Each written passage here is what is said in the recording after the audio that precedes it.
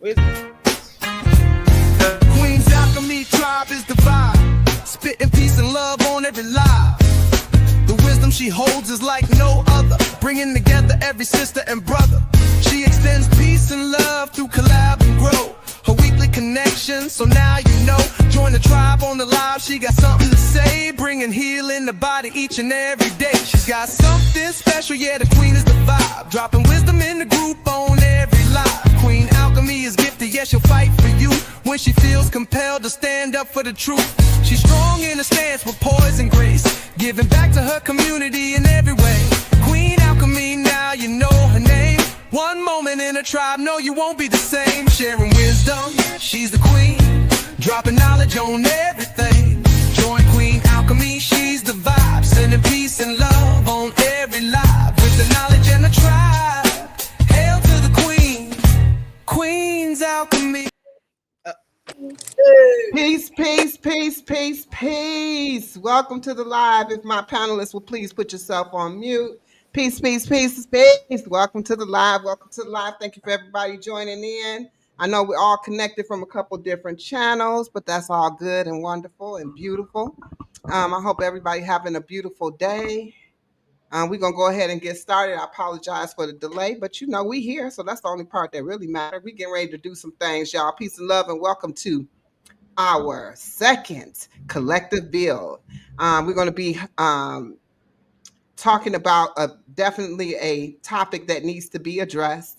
But first of all, I want to address some things up front, right? So I'm grateful and excited to have all of you here in the chat. I see quite a few of us here. We got Yoshirio, we got Solomon's Project, Stephanie's 57 Journey is on the stage, actually. Monique, Real Odds and Evens, Coco, we got Taylor, and we got, I can't see any, we got Koala. Hey, thank you so much for being here. And we'll greet y'all as y'all come in the building. But this collective build is something that's very special to me, as I've told you before. It's about coming together as creators, as people, and building intentionally through real conversations like we're about to have today. And here we're focusing on wellness, growth, and transformation, not just individually, but collectively, so you can see a whole bigger picture. These series are about sharing what we practice in real life and how we heal, grow, and how we build together to build stronger and healthier communities inside and out, okay? So today's build is centered around something that truly forms, that actually connects to the true form of foundation, which last time we did a healthy mindset, right?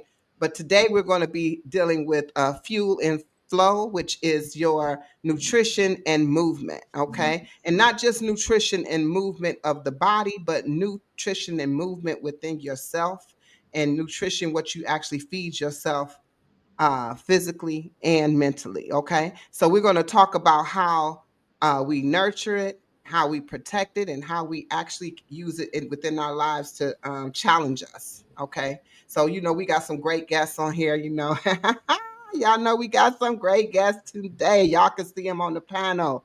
I want to give a big thanks to to all the amazing creators here on the panel for joining me today. Thank you so much. If we could get a big clap in the chat, or some fire, or throw something at the chat. I don't know, whatever you need to do. Just go ahead and light it up for me. Light that chat up. This too stagnant for me. Make it move. All right. Thank you so much. I appreciate you. We're going to start by having each panelist introduce themselves. And as they do, make sure you keep lighting up that chat, lighten it up. Each one of them, after they finish, light it up. All right. And after the introductions, we'll dive into our thought-provoking topics and conversations around today's theme. Okay. And we're going to be starting first. Before we jump into the discussion, we're going to meet each one of them. So we're going to be starting first. We're going straight from left to right. We're going to start out. If you would please, and I'll be dropping their link as they begin to speak, so you will know and be able to connect and get to their channel easily. If you're on my live stream, they would might have to have someone designated on their live stream to drop their link. But on my link, I'm going to drop their live. There's their links on my side. Okay. So if you would go ahead and take off for me, my sister from another Mister, Coach Mean Reen. Me, I'm like me. Hi, good afternoon, everyone. My name is Coach Mean Reen, and I'm on the scene with the gangster lean. No, let me be serious. I'm in a silly mood today, guys, so please excuse Let's me do in it. advance. I am a here on YouTube. I am, of course, a content creator. I am a plus size fitness coach. I am a motivator. I am a entertainer. No. And I'm here to shed some positive light in your life. And if you're not subscribed, that would be great if you did so. I would really appreciate that. And something about me, my favorite color is purple. So if you could just drop some purple hearts in the chat for me, drop them purple hearts for me. I really appreciate that.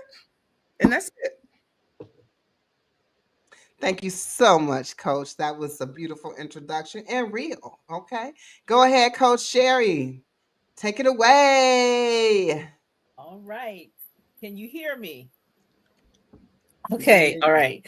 So I am Coach Sherry, and my channel is about workforce development, career readiness, entrepreneurship, real life, real issues, and real talk. I am a licensed career coach. I've been coaching for well over 25 years, and I'm all about transformation. I'm also an entrepreneur. I own many businesses that are flying high on their own. And something interesting about me, I have many layers and I always seize the moment. And I am happy to be here. And thank you, Queen, for the invitation again to be part of this dynamic collection. Thank you. My pleasure. It is definitely my pleasure. I invite The you collective. intentionally. That's it. That's it. I invite you intentionally. But y'all know Coach Sherry and Coach Mean Reen from the last collective bill, but we have the one, the only, just Danielle. Come off mute and tell me a little bit about who you are and your channel. Hi, I am Danielle, and my channel name is Just Danielle. You can find me on all platforms as Just Danielle. And I am a licensed clinical therapist in the state of Pennsylvania. So I've been doing that for a long time, longer than I like to tell people, but a really long time. So I've worked in a variety of places, and I have I like helping people. That is always my goal and function. I've been through a lot in my life, and if I can help shorten someone else's discomfort and so that they don't have to suffer in silence, that's what I'm going to do. So that's always my approach. And something interesting about me, if you don't know, I love words. I love words, and I will probably say one that you don't know. Not on purpose. It's just how I talk. So Well, I love that, and I'm ready to hear some words that maybe I don't know. All right, that was Danielle. I want y'all to light up that chat. She got on pretty pink over there. Maybe it looks like a little salmon, maybe pink, but her lipstick is pink. Why don't y'all drop me some pink hearts in the chat and light it up for Danielle? Light it up, light it up.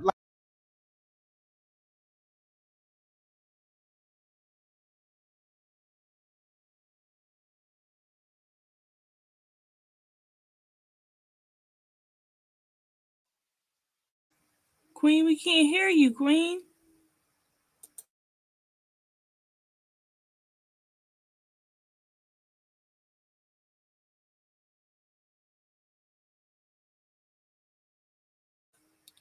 Lord have mercy. What happened? She's muted. You're muted. How about now? Yes. I'm glad y'all seen I was muted because I don't even know how that happened, honestly. But let's keep it moving. My sister Stephanie 57 Journey, but she's also Stephanie 50 and Climate. As you see, she is rocking two channels. So we're gonna charge her to tell us about both. All right. Tell us about Oh, you. oh, hey everybody, I'm Stephanie 57, moving and climbing. Stephanie 50 climbing. I started Stephanie 50 climbing a couple of years after I turned 50. And that channel is about like my lifestyle channel. Everything that I do in my life, to my grandkids, to shopping, to making coffee in the morning. So it's all about lifestyle. I started off as a mukbanger, but I changed after I got monetized because sister was gaining a lot of weight by eating that food. So I changed, and I changed it into a lifestyle. So everything over there is all about my life. Stephanie 57 Journey. I started this channel in December, a couple days before Thanksgiving, and this channel is all about my healthy journey, my diet, my food, my working out, my encouragement. And I am an encourager by nature. I encourage people to keep going in your life, in your journey, in your marriage, and your job if you want to change it. But that's who God made me, an encourager, to inspire people um, to be uplifting and just enjoy life. Don't take yourself so seriously. And something special about me is that red is my favorite color, and pink, and that I have 13 grandchildren, and I am a licensed daycare provider. Woo! Y'all give it up for Miss Stephanie 50 and 57 in Climate. She got a couple ages on there. Go ahead and give it up for Stephanie, who is grandmother of 13 grandchildren. Oh my gosh. Look at them pink hearts. Yes. Thank you. Thank you. Thank you. Thank you. Thank you. Thank you. Thank you. And next we have Lala, my 22 sister. Let's go. Bonjour, hola, bienvenue, and welcome, welcome. Thank you so much kindly for having me today. I am a plant-based nutritionist and fitness professional for over 24 years now. My channel is based upon habitual juicing and plant eating and fitness and things of that nature. That is my passion, and that's what I do in real life. And I don't want to do anything else. And I just hit the 1K club. 1K, 1K. So just growing the community and helping my community, my high vibrations, find consistency in healthy mindset, eating, living, breathing. We go over that as well. So come see me in the YouTube streets. And you know, my favorite color is green. I don't know if you can Pop it tell. out green, y'all. Pop it out green. Pop it out green, y'all. Pop it out. Let me see. Let me see. Let me see ya. What up, though? Where that green at, y'all? Thank you. Thank you. Thank you. De nada. Congratulations to Lala. Yes, looks beautiful. But last but not least, ever least, never least, my brother, my little brother, but rooted in essential oils. Come on off mute and tell us about who you are and what you do and your channel and all those beautiful things. Hello, fam. So I am Rooted, also known as Rooted in Essential Oils, but you may know me as Rooted, the oil guy, or I have many names, but my channel is geared towards health and wellness in all aspects. So I showcase physical working out with a vibration plate or doing yoga, so helping your mindset. I also do healthy eating.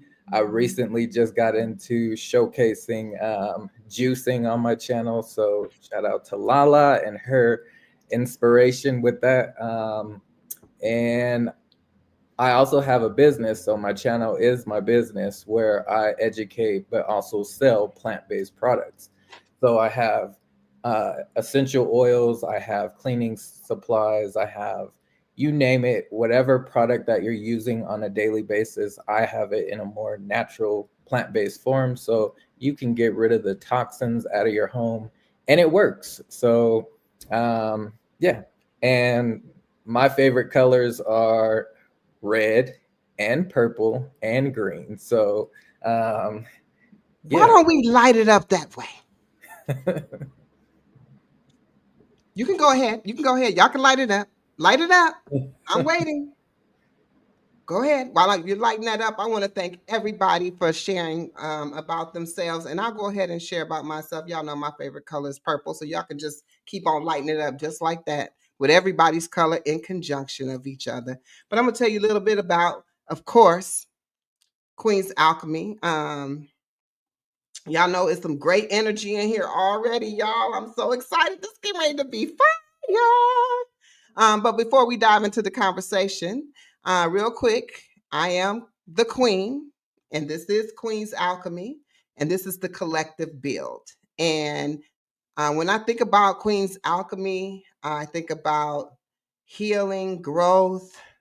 I think about mind, body, spirit connection, just a little bit of everything, building communities, collabing and growing, doing all the wonderful things, eating whole foods, being authentic, all those things. They all scream Queen's Alchemy with a loud burst of energy. Okay, so that's me. But with that being said, y'all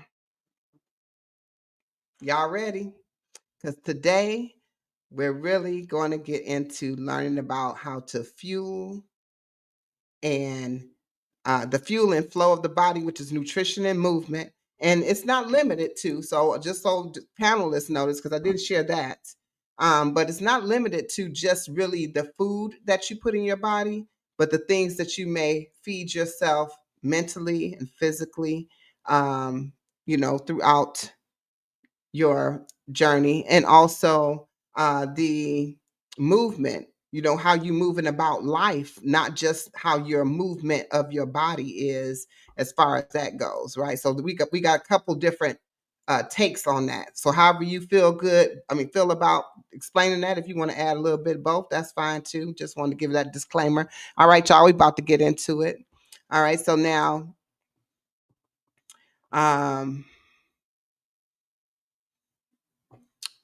we're gonna have, I just lost my questions. I'm sorry. All right, so I'm excited to hear your thoughts on this, and then we're gonna share a little bit of my own as well. But first, on our last collective build, if you were here, and if you haven't caught it, you can always catch it in the playlist. We focused on a healthy mindset, and that was very powerful. And this time, we're continuing that space where we're going to open up with this question. All right. How does mindset? We're going to start with. We're gonna go in order from left to right, and then we're gonna mix it up. I'm gonna call on you, okay? We're gonna mix it up. All right. So we're gonna start with you, Coach. How does mindset play a role in your approach to nutrition and movement? Or put another way, how does your inner world shape the way you nourish and move your body? You said you're starting with me? Yes, ma'am. Well, mindset is everything. How you think about fitness, how you think about nutrition is going to dictate what you decide to do.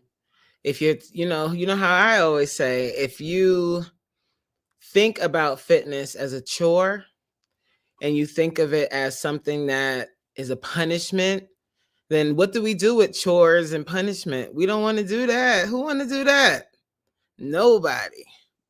So if you think about it as something that is going to nourish your body, and you think about it as something that's going to help you become super flexible, because flexibility is your secret weapon, ladies. and gentlemen. Then it'll change, it'll shape how you approach your fitness journey. It'll shape how you decide to eat. If you're looking at food as a comfort, and you look at your comfort as something that you have to, you have to really enjoy, and you're not really looking at your food as something that's supposed to nourish your body and help your skin glow and not your age show. I told you I'm in a silly mood, guys. I'm trying to stay serious. Then you'll change how you it. Oh, it just muted my mic. Can you hear me? I did it by mistake. Go ahead.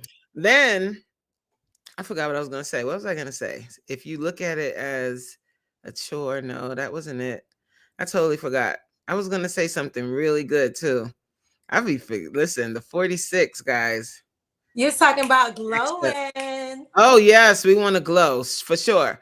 But okay, so if you look at your food, right, and someone says to you, for instance, you have to stop eating sugar. And if you look at sugar as your comfort, right, it's similar to someone being on a drug, right?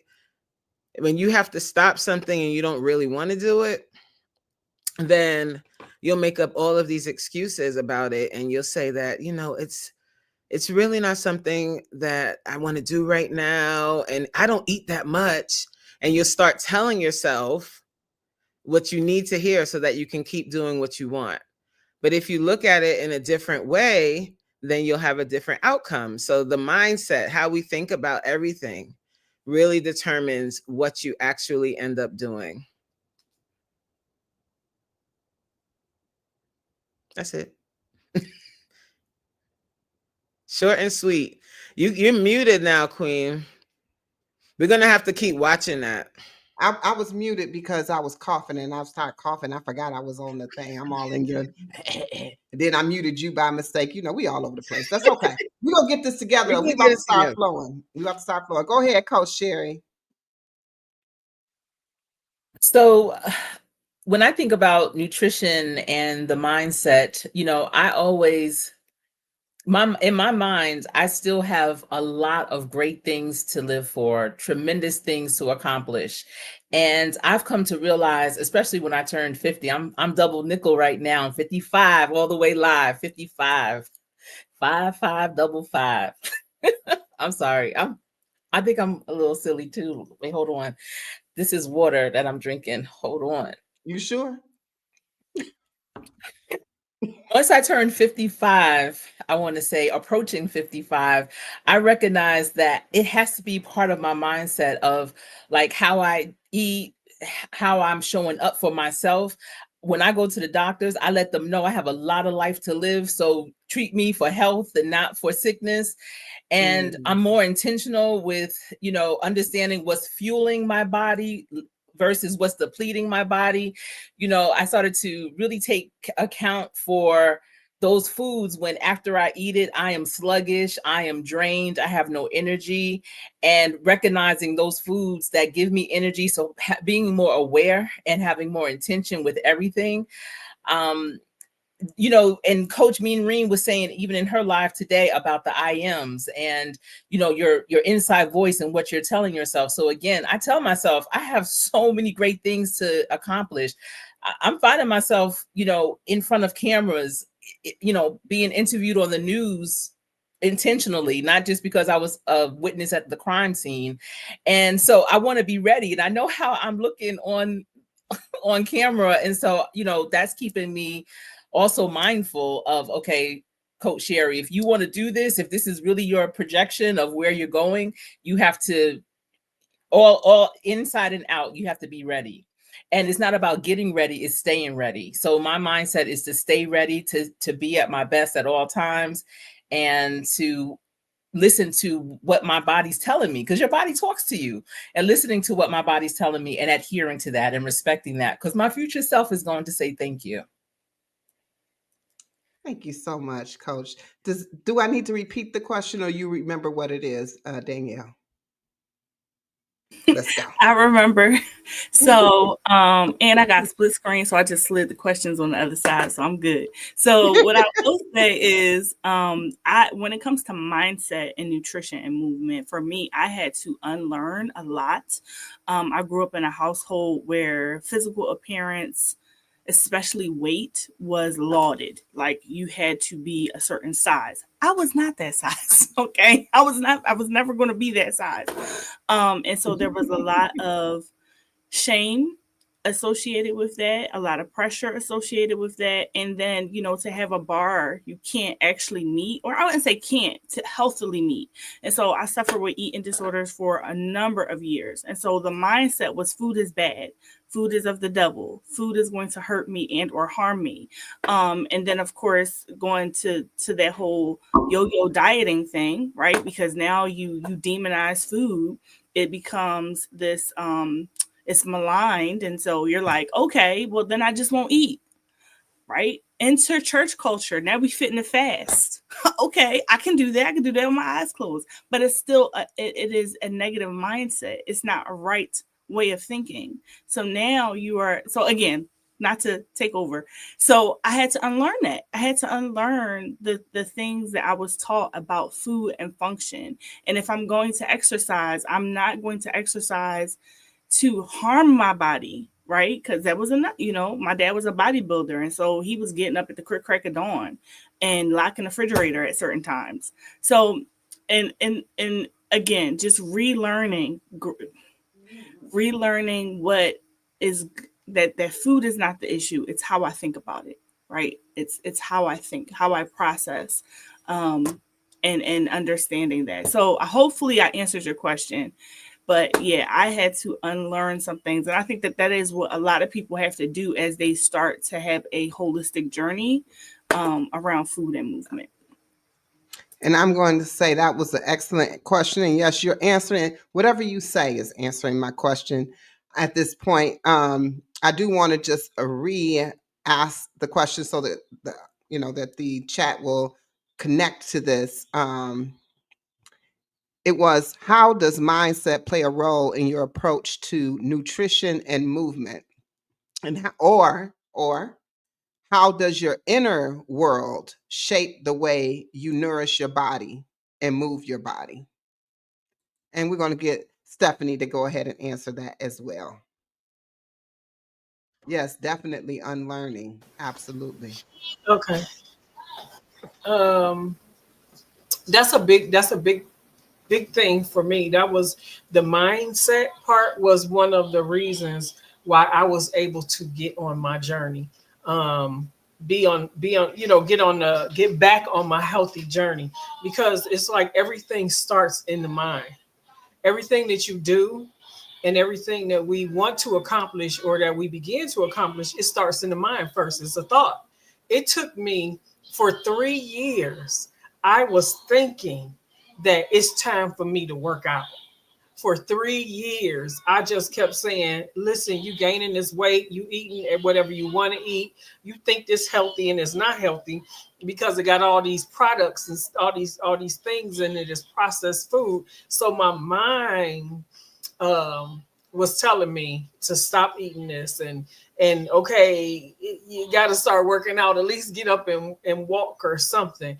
But it's a battle, what's that? It's a song that say the mind it's a battlefield, it's a battlefield. It is. And so my mindset, when I found out that, when I really found out my numbers was out of whack, all those things that I was thinking over those years, it was like, okay, it's time to put it into reality. Because if you don't, you going out the world backwards. Like period, You might point be blank. going out the world. Right, exactly. And that's, I didn't want to say, the K word, but that's the way I felt. That's the way I felt. I'm doing this to myself. Even though I sit here and I think about what I shouldn't do, or I should be doing this and I shouldn't be doing that. But if I don't put my thought process into action, it's useless. So it took a doctor to tell me this, sis, you don't have to get a shot every day. You're gonna have to give yourself a shot every day. And then and I was like, oh no, no, no, no, no, no. And then I started thinking in my mind about people that I loved that was close to me, how they passed, what some of those reasons, those diseases and everything they had that took them out of here. So it's the mind, our mind. If we don't get control, like I'm with sister just got through saying, like obesity. I dealt with obesity for a long time. Ever since I was a younger, a little girl, I was always the biggest one in the family. But thank God they didn't really kind of shame, do the shame thing. They did it in other ways, okay? But for me, it is definitely my mindset is very important because I am a processor, and what that means is that I have to, when I think of things, or when you tell me I need to do something, I process it. I think about it, like which way can I do this? What way is best for me? How am I going to succeed in it? So I am, and my mind is like, it's always going like, okay, now that you done figured it out up here, now it's time for us to get up and put it into action. Because like I said, Hmm. if it stays in my mind and I'm wrestling with my mind, knowing you're not supposed to do, you shouldn't be doing this. Put it like that, because it's not healthy for you. You're not one of those people that can eat a piece of chocolate cake and don't gain no weight, sis. You look at it and you gain about 5 pounds. So Right. yes, so yes, the mindset is very important. Like if we think it, it's like you have to. I'm gonna keep it on me. I have to get it from here to here, out here, and do it. And for me, it's I process things. Hmm. Hmm. That's it. Definitely. I can relate to a lot of things you said. Cricket Peach says it is a battle and very difficult because these processed foods hijack our brain. And then we beat ourselves up thinking we have no willpower when it's not even under our control because Yes, but they are drugs. they are drugs. They They are is drugs. They drugs. So are you gotta drugs. They are treat them like drugs. drugs. You gotta treat Yeah, them like drugs. absolutely. That's what it And comes to. kind of kind of going back to Danielle, you had people amazed at the uh, Jay was like locking the refrigerator is wild, and Taylor says her aunt and plenty of people in her family used to lock up the food.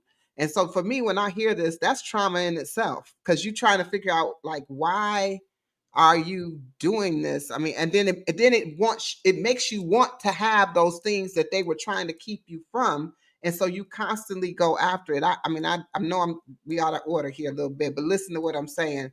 When we think about food, it's anything in life. We always want what we cannot have. So if someone's taking something from you and then you can't have it, when you do get it, you overindulge in whatever that thing is, whatever it is, right? So and I'm a definite witness to that. And it wasn't never that food was ever kept from me. It was that I was untrained in fasting, and meaning that I fasted in a long time ago, and it was because of religious purposes that I did this, but I didn't understand the whole thing. And so all I was thinking is that food was being withheld from me. So when I actually could eat, I overate and I ate until, and every time I thought about food, I ate. So definitely that's a thing. But we're going to continue, y'all. I want to first acknowledge some people coming into the chat. Welcome in, Open. Monique, thank you for coming in. Travel Cake Trips is in the house. Patty's Kitchen and Garden More. Crooked Peach. Taylor, as I just mentioned, motherhood influencer. Thank you for being here. Thank all of y'all for being here. We have Honey Lover Friend in the house. Peace and love, honey, honey.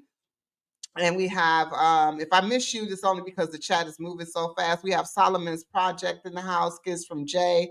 Lafita is here. We also have Lily in the house. We have Fatima in the house. We have I saw Crystal's World earlier. Ellen Smile is here.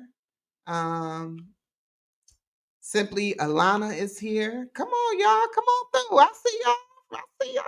Thank you for being here. Thank you for being here. We're gonna go ahead and continue with this question. You know who it is. Homebody Trish. She's here too.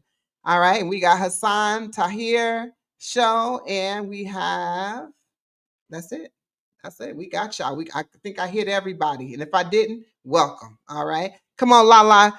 Take it away for me. What up, though? Are you feeding your fit or your fat? I think in terms of just simple, when coming to decisions of what's on your plate, what you are going to choose, once you get it mentally in your head where you can't unsee some stuff, where once you see how it's processed, once you see how it's made, and once you see how it affects your body, once it's integrated into your mindset, then you don't see it the same. So therefore you don't react the same. So locking stuff up, no, out of sight, out of mind. It ain't coming in my house, bro. Like, I don't even buy that stuff. Like, I don't even go down the aisle because I know if I eat certain things, this is going to break me out. This is going to give me boogers. This is going to give me indigestion. This is going to make me fart. And I don't want none of that. So if this equals this, it's simple equation. It's simple math to me. The math is mathing. You're going to feed your health, or are you going to feed your sickness? And it's the same thing as in, I talk about nourishing with food, but also with what you're listening to or what you're watching, things of that nature. Are you feeding your fear or are you feeding your faith? Are you going out and ingesting all these horror movies and things of that nature? Or are you waking up in la mañana with some motivation and the word and peace or I don't know. I don't want to digress from the question algunas preguntas, but simple. Are you feeding your health or are you feeding your sickness in terms of mindset? Like I said, once you get into your head, you can't see it no other way, then the choice is easy. So educate. The more you research, the more you know, the more you grow. Period. Oh, is my mic still on? Okay. Your mic is on. All right, y'all. Now y'all heard that. So let me tell you, I just want to tap into that. You see, anything that you feed it into your body can be impactful to you, no matter how it is. So doing your research is where you want to be with this. Definitely research. Again, I got the wrong thing streaming across the bottom. I did not read the disclosure, but give me just one moment, please, while I get the right disclosure going across the screen. This content on this channel is for informational purposes only, also for educational entertainment purposes only, and it does not substitute professional or medical advice or consultation with any healthcare professional. So please make sure you do that. We are just giving our own experiences. This is not that. All right. So let's go ahead and continue. And I'm going to have my brother, my little brother, Rooted, take it over. All right. So for me, mindset is the foundation of lasting health. It starts there. If you don't know where to start with your mind. Change what you were thinking because the mind is so powerful. It can do whatever you want to create for your reality. So mindset is everything. I want to just say, my mindset changed when I was about 25. I was drinking all the time and things like that, and it was bad. And I kept saying, I want to change, but I didn't make that change happen until I was about 30. It was like 30, 31. And that's when the mindset like really set in. So yes, I was wanting to have those changes, but it didn't actually happen physically until I was in my 30s. So that mindset starts there. It doesn't matter how long that mindset takes you to make your reality come to life. Just keep having that same mindset if you want something different. Another thing with mindset is, for me, at a very, I'd say through high school, I was like very skinny. I was like 130 and never could gain weight. I took nutrition pills and weight gainer pills, nothing worked. And I had the mindset of just wanting to do different with what I was eating. I could eat anything that I wanted and not gain a pound. And once I got into my 30s, that changed.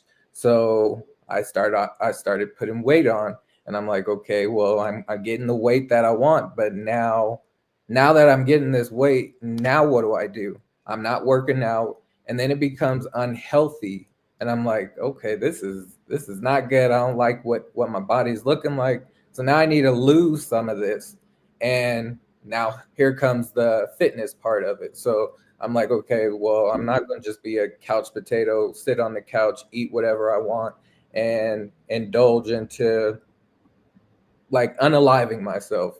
And I have a son to live for and a husband. So I got things to look forward to, and I need to stick around and make changes. So I made those changes, and then YouTube came along, and then now I want to share it with the world. Like, okay, I can share my lifestyle with other people, and maybe it will resonate with others. Hopefully I can inspire someone to want to do the same. And here we are now.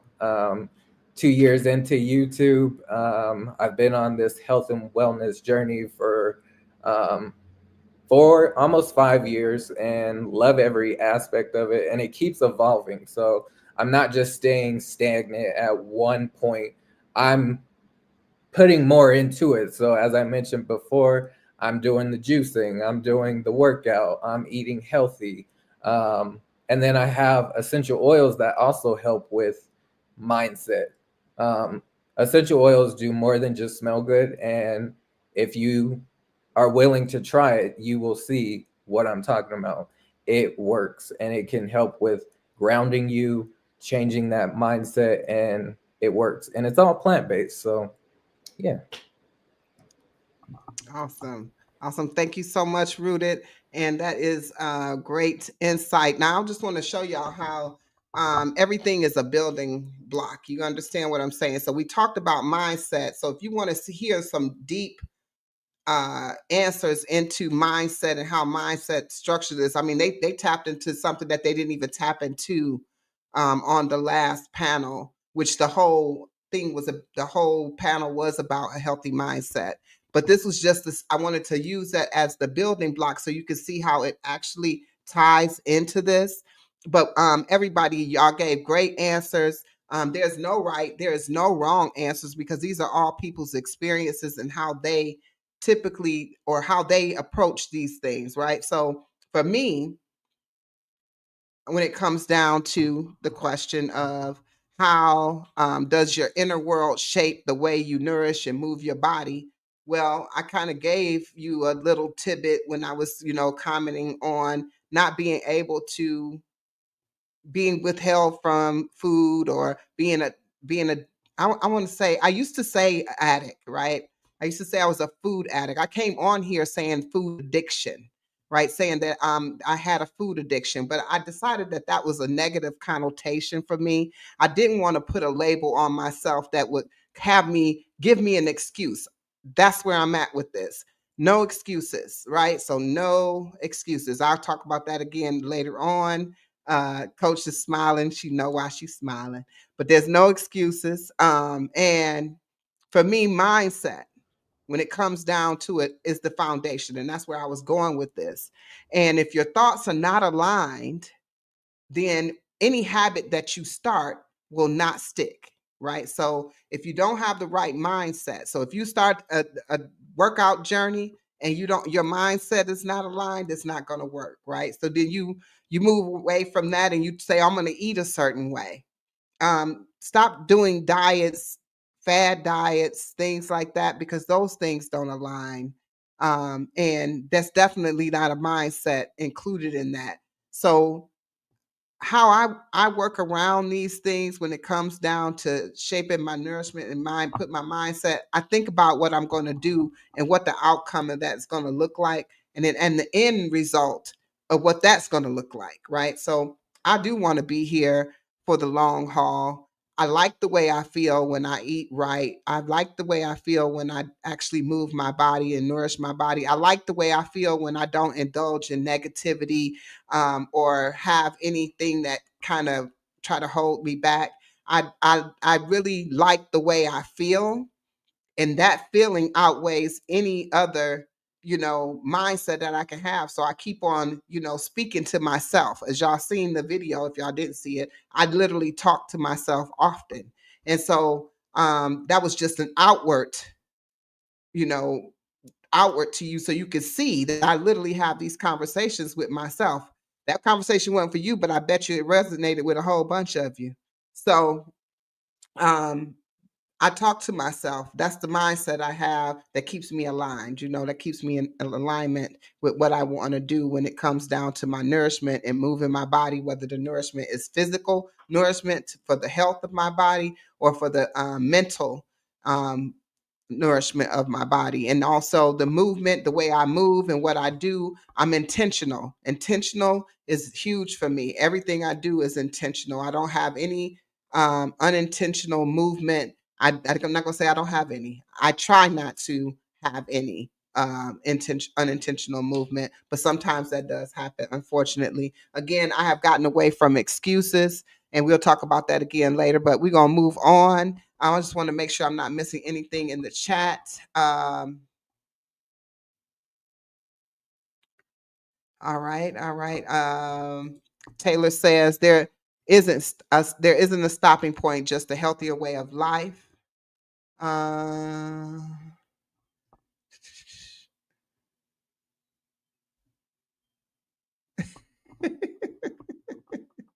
that's right. Coach says, get to class. She Post found it haste in the chat. notifications. She was looking at the chat. She found our banter.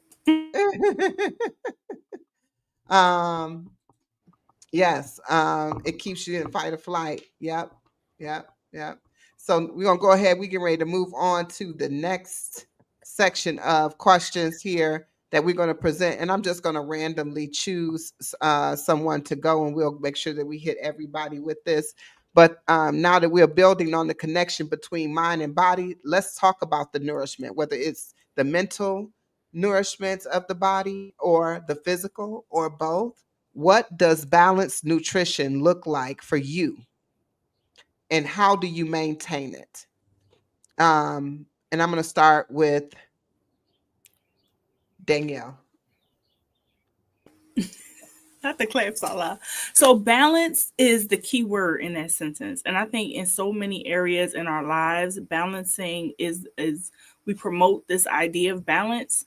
But I think balance in nutrition is what does your body need in the moment as opposed to what you think you should eat, right? And so because again, I'll give a quick story as to why. I used to balance by saying, oh, I had this many calories. So that wins me, right? Or I didn't eat, I only ate 500 calories. So that wins me ice cream, right? And so now I'm trying to balance it that way.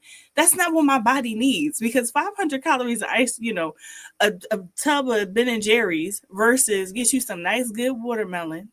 Okay, get you some mango.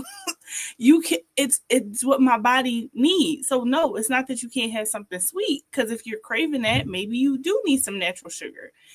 And not, again, not villainizing food. Yes, you could get some nice cream, like Queen, get the frozen banana, you get some nice cream. So you can have balance. And I think for me, it's looking at what does my body need right now. Not only what does my body need, what is my mind like? Am I sad? And that's why I went Ben and Jerry's. Have I made that mental connection? And if so, can I go talk to somebody about my feeling and then have an appropriate meal, right? And trying to, again, I don't know why that unlearning keeps coming up, but just relearning the proper way and what balance means to me, like what it looks like for me. Again, somebody else might say, hey, I need to work out every day. That's going to make me That's what I need for my body. Whereas if I work out every day, it's obsessive, it's compulsive. I can't sleep because I got to work out. I feel guilty because I didn't work out. Like for me, that's not my way. My way is you got to move every day. You ain't got to go to class. Not no coach. I would come if I could. I would come if I could. But I'm saying for me, it's setting my watch saying you got to stand up, you got to take your walk, enjoy nature. That's what it is for me. So to truncate that, balance is listening to my mind and my body, and not without shame and without judgment.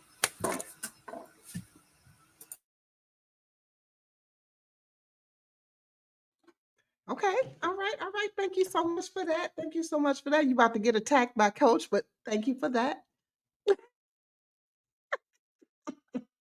And next, we're going to have Stephanie, please.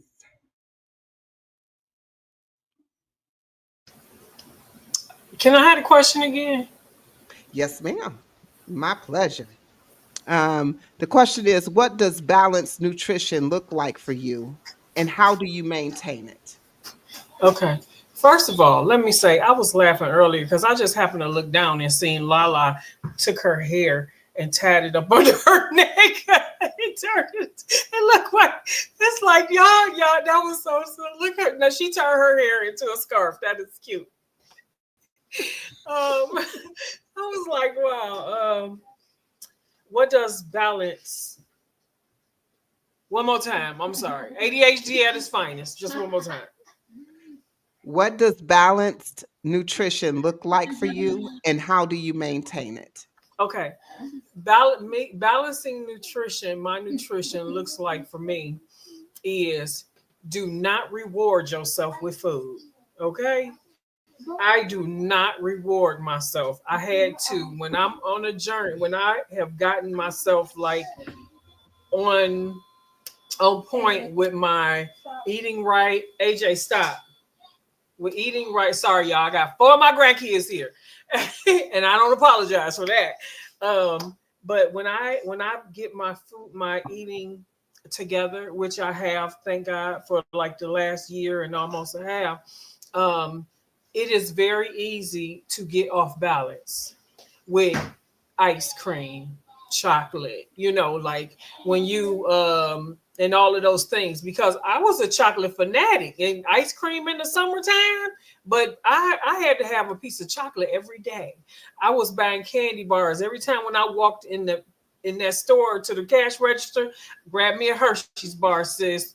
Where's the Hershey's? I want one without peanuts. Or if you don't have it, then give me the one with peanuts. But I had to stop rewarding myself with food.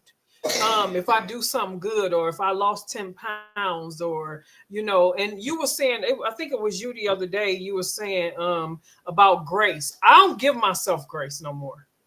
I used to give myself grace, but I am the type of person where I can't afford to give myself grace, because if I give myself grace, I'm gonna fall off. So not saying that I beat myself up, but or I'm hard on myself, but I'm being structured with my life. I'm being intentional with my eating plan and my workout plan. And like Lala said before, it's like I think about I'm putting this food in my body to fuel my body.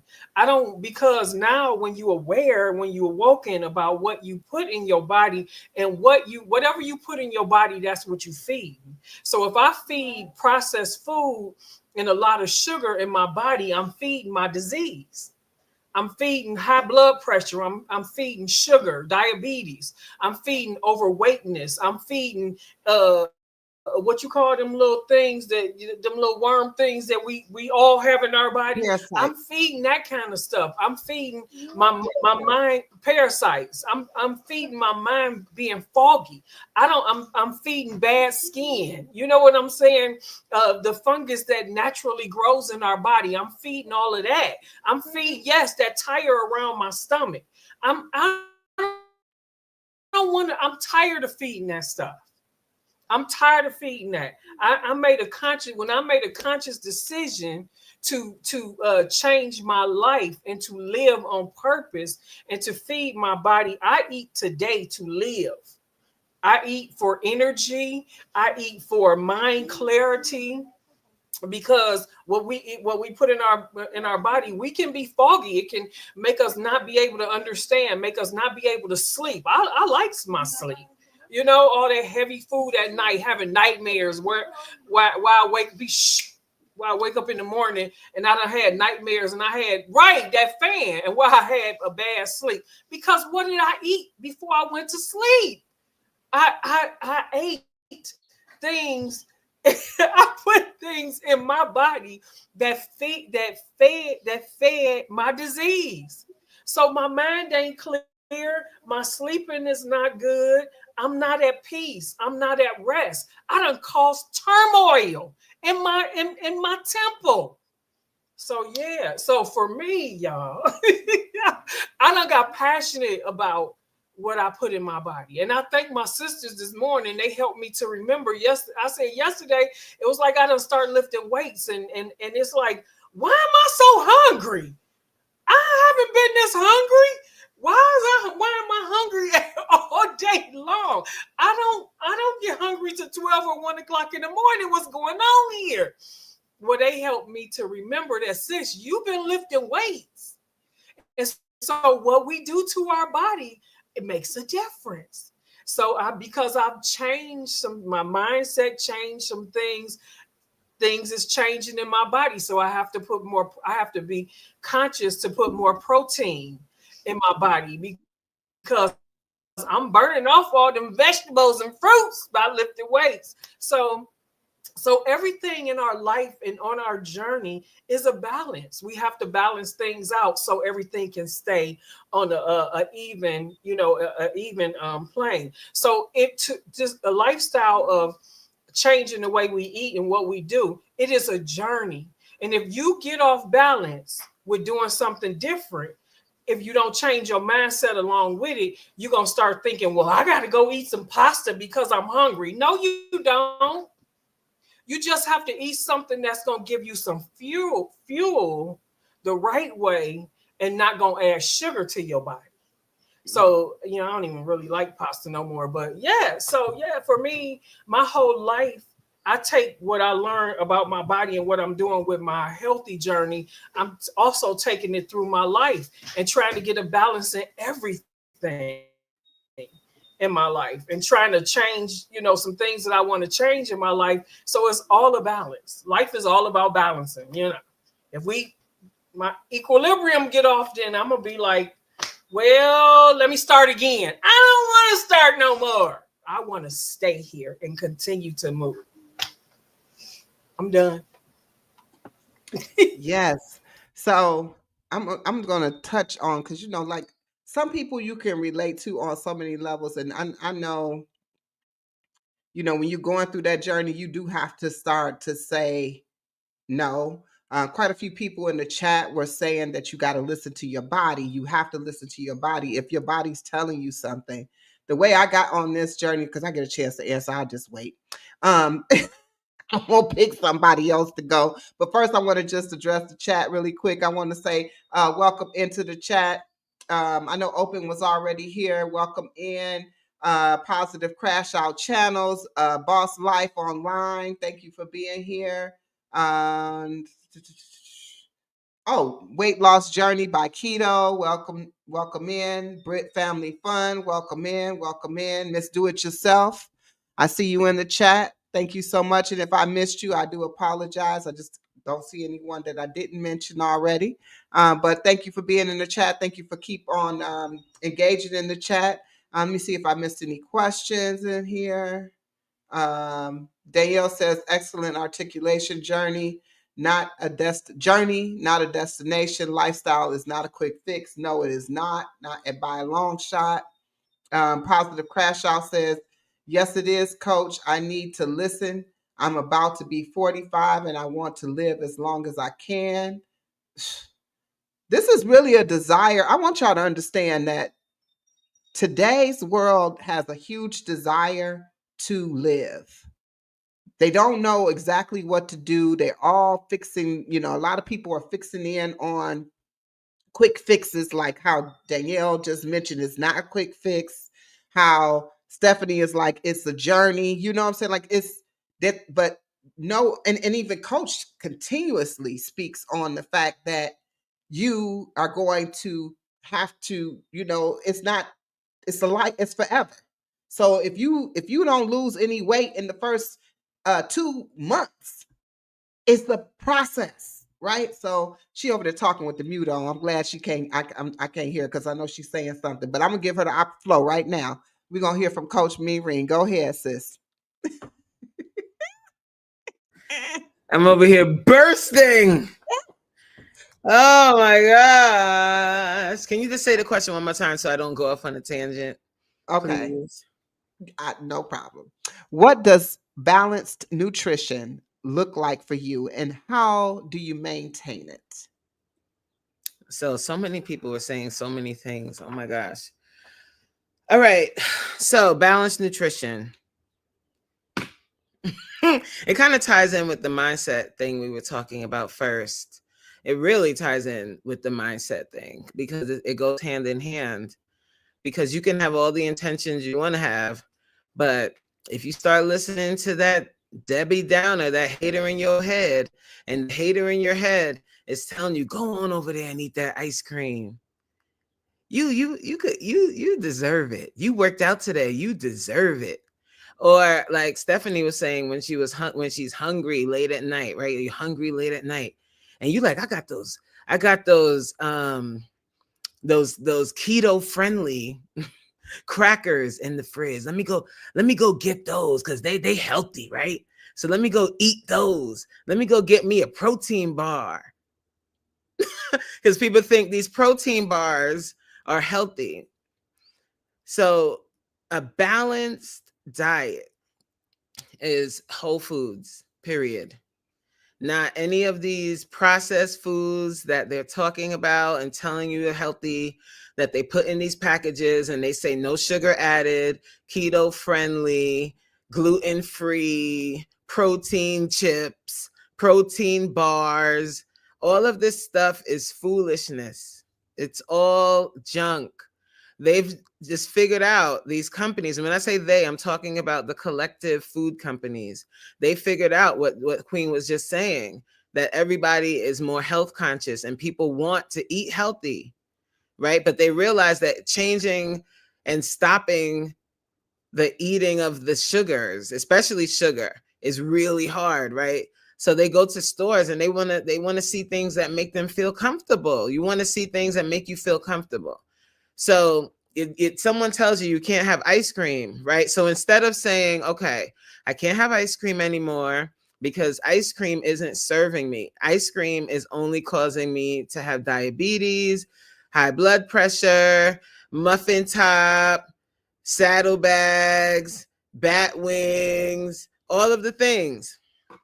So, but you love ice cream. So you don't you love it. So you don't really want to stop ice cream. So what people are doing now is substituting the healthier option. So these companies have figured it out. So they've created these products that are healthy versions. The keto ice cream, throw it in the garbage. The keto foolishness, all of that stuff is loaded with artificial sugar and real sugar and, well, no carbs, right? They've cut down on the carbs, but they filled it with all of these preservatives that are not healthy. So when I think about balanced diet, I think about whole foods, like eating whole foods, cutting out the stuff down the aisles. Down the aisle is the devil. It's the devil. The only thing you can get from down the aisle is maybe some nuts. Maybe some nuts. La la. Oh my, I'm not looking at your square. I'm not looking at that. I'm sorry, guys. Oh my gosh. Oh my, it's the nuts. You can get some nuts down the aisle. But that's it. You got to shop the perimeter of the supermarket. So that's what I think of when I think of balance. I think of whole foods. I think of eating to uh to improve your quality of life, and not just eating to satisfy your your your cravings. And that's the issue. We eat to satisfy our cravings. Like, we eat when we're triggered to eat during different situations. So if you're in a car, you're driving somewhere, you got to have snacks for your trip. You got to have snacks at the movies. You got to have snacks after dinner. You got to have something sweet after dinner, right? And then you're piling on all of this food that you don't need, and then you turn around and you get upset because you've put on weight. And then, to satisfy that voice in your head, you tell yourself, I can't look at Lala, y'all. You tell yourself that you really don't eat that bad. I really don't eat that much. There must be something wrong with me, and I just can't lose weight because I'm really not eating that bad. When in actuality, you are. You are. And you've got to get real with yourself. Once you do that, sky's the limit. The limit is the sky. I'm going to let somebody else speak.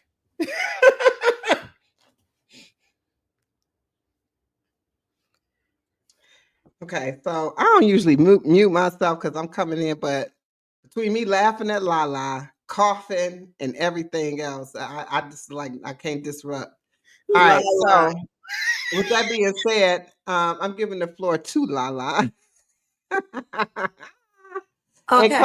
Coach said a mouthful, y'all. Y'all know what she said. I mean, this probably just gonna be a build on the build because definitely when it comes down to nutrition and what it looks like for you and how you maintain it.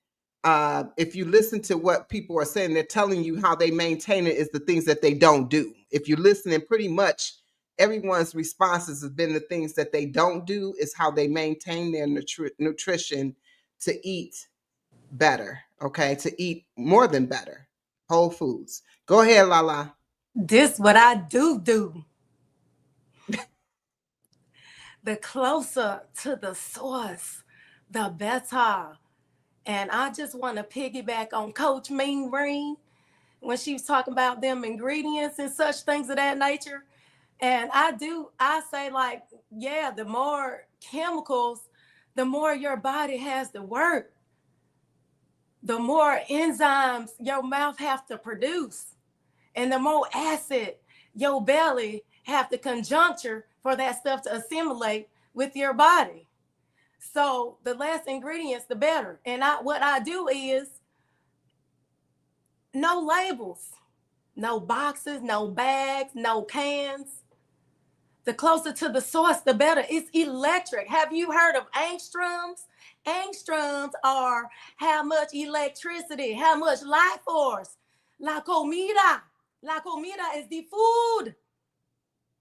Eat beets, not blood. Okay. What was the question? Did I answer the question? That was the answer. Okay. If y'all honestly though, so we laughing up here today, but we are very serious. But Lala is this is I'm gonna tell you this is why I rock with Lala because one, you see nutrition don't have to be nutrition and health, and it don't have to be oh, I won't do this ever again in life because I would do. It could be Lala, right? It could be just that. But she just ran something down on you. So don't miss it for the comedic side of it. Don't miss what she just said. The closer to the source. Let's go. The bags, the labels. If it's got a label, then you probably don't even, I tell you, because I know everybody got to start somewhere. I tell you to read the label, but she said no labels. Let's go, Rooted. All right. So for me, balance is eating to feel good. And I know a few people have said that already, but I just repeat it again because this is something that I recently started doing. I used to just eat whatever and didn't care didn't really notice how my body was reacting to what I was eating. And now that I'm older, I'm more in tune on what I'm putting into my body, and my body's telling me like, "Hey, that ain't it. I don't want that. Stop eating that." And it's telling you that, but you just gotta hone in on your own self to know what's what for you. So this is something new for me. Just realizing what is good for me. Um, but you can see like your energy levels, your mood, your digestive system. You'll see all of that if you focus and really hone in on what your body is telling you when you're eating. Some things that I like to focus now on eating is more plant based food. So, vegetables, fruits, legumes, seeds, and healthy fats. We don't want to just consume any and everything. We don't want a bunch of processed food. We all know that processed food is just a bunch of junk and it's not good for us. So, eliminating all of that. And if I'm gonna go one step further, if you want to continue to eat the junk, all that junk food, make it yourself. Make it yourself from scratch, and then see how you feel. Um, but for me, I also recently just started doing more prep. So if you haven't heard, I have a 9 to 5. I'm working that plantation job now, and I don't want to go out and go to the fast foods and grab what's convenient. So I'm making my own food every Sunday for the week, and I have different meals, and it's working. Um, I do put a lot more vegetables in my food than proteins. So I'm not a vegan or anything like that. I still eat proteins from meat sources, but I do limit it. So I'll have one protein and like three vegetables. Um, and I also like to use my essential oils because I'm all about the oils, and they're plant based. And I do have essential oils where you can consume them. Anytime I talk about oils that you can consume, I'm not saying go to Target, Walmart, and just grab some lemon oil and start consuming it in your water or anything like that. The oils that I have on my website are specifically plant based. So, not all oil companies out there are plant based. They will add synthetic things or fragrance or just enhance the oils. And that's not what you want. So, with the company that I'm with, it's all plant based. And they do have some oils that you can consume, and I like to put the lemon essential oil into my water. I've used ginger to make like stir fries. I've used peppermint to like put into my water for my digestive system. So it all helps, and it's all natural.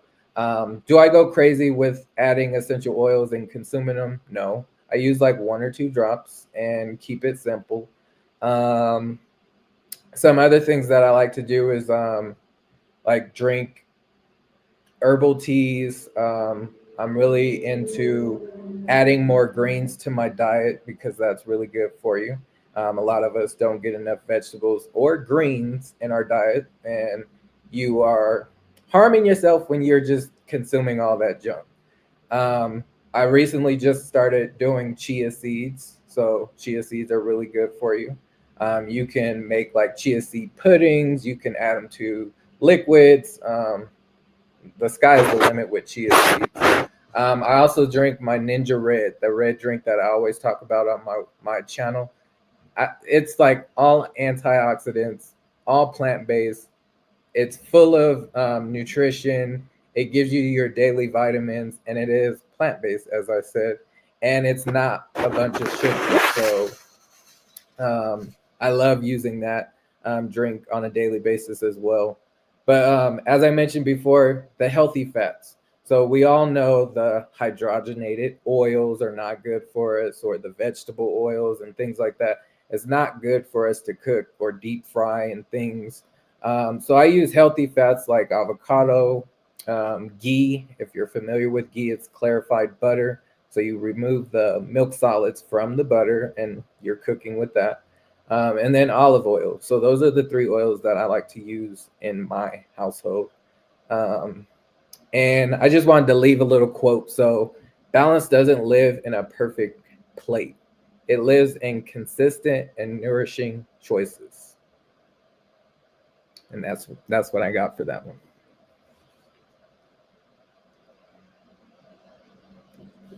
One more time, Rudy. Balance doesn't live in a perfect plate, it lives in consistent, nourishing choices.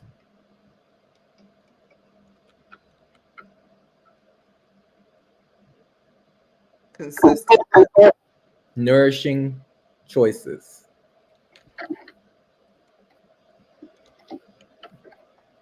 Okay, so somebody did something to their mic because I got feedback and I heard scratching the whole time. I don't know if that was you, Rudy. Did you hit your mic while you were talking? Nope. Okay, but I didn't see anybody unmuted either. So I wanted. Did y'all hear the scratching too? Oh You man. did not. Oh, okay. Do you hear That's this what. scratching now? I heard it like it was like something came across the mic. It was like something was moving on the microphone. Do somebody have on a lapel mic? I don't. Okay. I don't. So, all right. So, but the feedback is gone, so that's good. All right. So here we go. Y'all, write it down. Write it down. Write it down. Balance isn't in a perfect plate. It lives in consistent, nourishing choices. Let's go. Rocking with Cowboy in the house. We have loving myself in the house. Thank you for coming in. I appreciate you. And Lori Ann, model Lori Ann is here. I think I acknowledge you, my weight loss journey by keto. And I also see somebody, oh, here we go. Cruz Bolero is in here. Thank you so much for being here. I appreciate you. And let's see who else we got here. Oh, there it is right there. Did you hear it? Oh, this Yeah, stop. that's me. Sorry.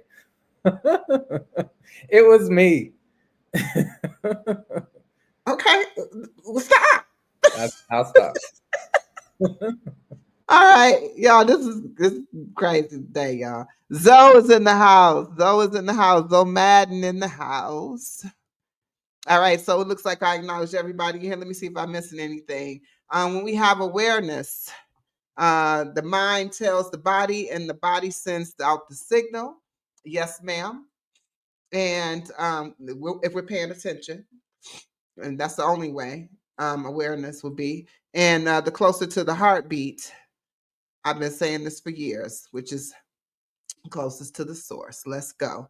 All right, so now let's go ahead here and continue. We have Miss Coach Sherry. Same question. Let's go. All right. So I drive a lot. When I travel, I love to drive. I love the convenience of having my vehicle with me. And I know what type of gas my car takes and what gas stations I prefer. And one day I just recognized that how I'm going to care more about the gas that I put in my car so that it can have fuel and take me where I need to go and not have that same energy, that same passion for what I put in my own body. Because our body, what we put in it, that's the fuel. And I have been running on empty quite a bit in the past, especially, starving myself, thinking I'm good, having that one cup of coffee only in the morning, lasting me until late in the afternoon because I'm so busy, quote unquote, and can't even stop to put fuel in my body. That's crazy. That's crazy. And so when I started to recognize that and realizing that, yes, just like Stephanie was saying, I need more protein. That's the very least I can do is start my day out by eating something that has high protein in it. And typically I eat a boiled egg, a couple of boiled eggs. I should say like two. A long time ago, I had started to say, I'd rather eat my calories than drink my calories. So the only thing other than one cup of coffee every day is I will only drink water Because why would I do that to myself? Why would I add those extra calories, that extra sugar, or whatever it may be, that the drinks that people will typically drink with their meals, be it soda or juice or whatever. I'm like, I'd rather eat my calories. And that helps keep me balanced. That helps keep me accountable as well as for what I put in. So for me, it's about accessibility. So again, if I'm driving, I'm looking for gas stations that's accessible, that's off the highway, that's not going to take me beyond what my car can handle. So for me, accessibility is having those good foods on hand, making sure that I have, healthy snacks throughout the day. I have fruits. I usually eat 2 to 3 different types of fruits every day, easily grabbable fruits. I just recently learned not to eat the regular types of bananas, but to get the tiny ones that are from, I forget the Asian country that they're brought in from, but they're the small bananas that are typically brown. They look like a tiny plantain, but those are the best bananas. The regular size bananas, they have the Burrow. the GHO, is it? You said thorough? Burrow Burrow. bananas. Okay, because those are man-made and are not healthy for us. And so, just understanding that, going to the farmer's market, being more educated on the types of fruits and vegetables for my body. So that's being mindful, having mindfulness. And you have mindfulness, you know what type of gas your car takes, regular, the middle, or premium. Why don't you know what kind of food it takes to run your body, right? And then having intentionality, stopping. I don't give a daggone what I'm doing in the middle of the day. I'm stopping and I'm eating lunch, period. I'm having my lunch. And that has really changed the dynamics of how I feel, how much clarity I have for the rest of the day. I always thought I was good, I'm not hungry. What? I'm good. But when I give my body that food it needs to fuel it, I am that much better. I have way more creativity and innovation with what I do. And I have to develop new things all the time, with what I do. And this just gives me a wider berth. And I know it's going to sustain me for longer with the food than without. But it's about putting the right foods into my body and the cleanest foods I can get. I'm not there yet where I'm not reading labels or, but I'm on the perimeter of the supermarket for sure. And there's only certain types of supermarkets that I'll go to. There's one in particular that I love here in Charlotte. It's called Lowe's Foods, and it's a family-owned local supermarket. The vegetables are from regionally grown farms, and just being very mindful and intentional in that way, because my body, I'm a Rolls Royce, I'm premier. So I have to put the best in the best, and stop looking at other things to put the best in. We always are so concerned with the loved ones in our life that we're caring for, our children, our spouses, our husbands. But what about us? We have to eat and do well for ourselves too. We have to give ourselves that fuel so we can have that energy to do even that much more for the ones that we love and for our community. So that's my part on balance. Absolutely, because I'm going to say, can y'all hear me? Y'all can? Okay. Okay, I just want to make sure.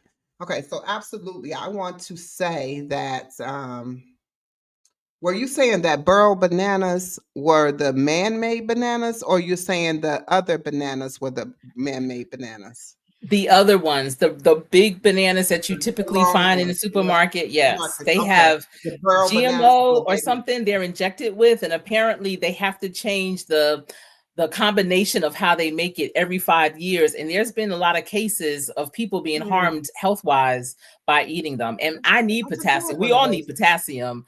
But, I'm thinking, and you think about it, those bigger bananas, and some of them are huge, right?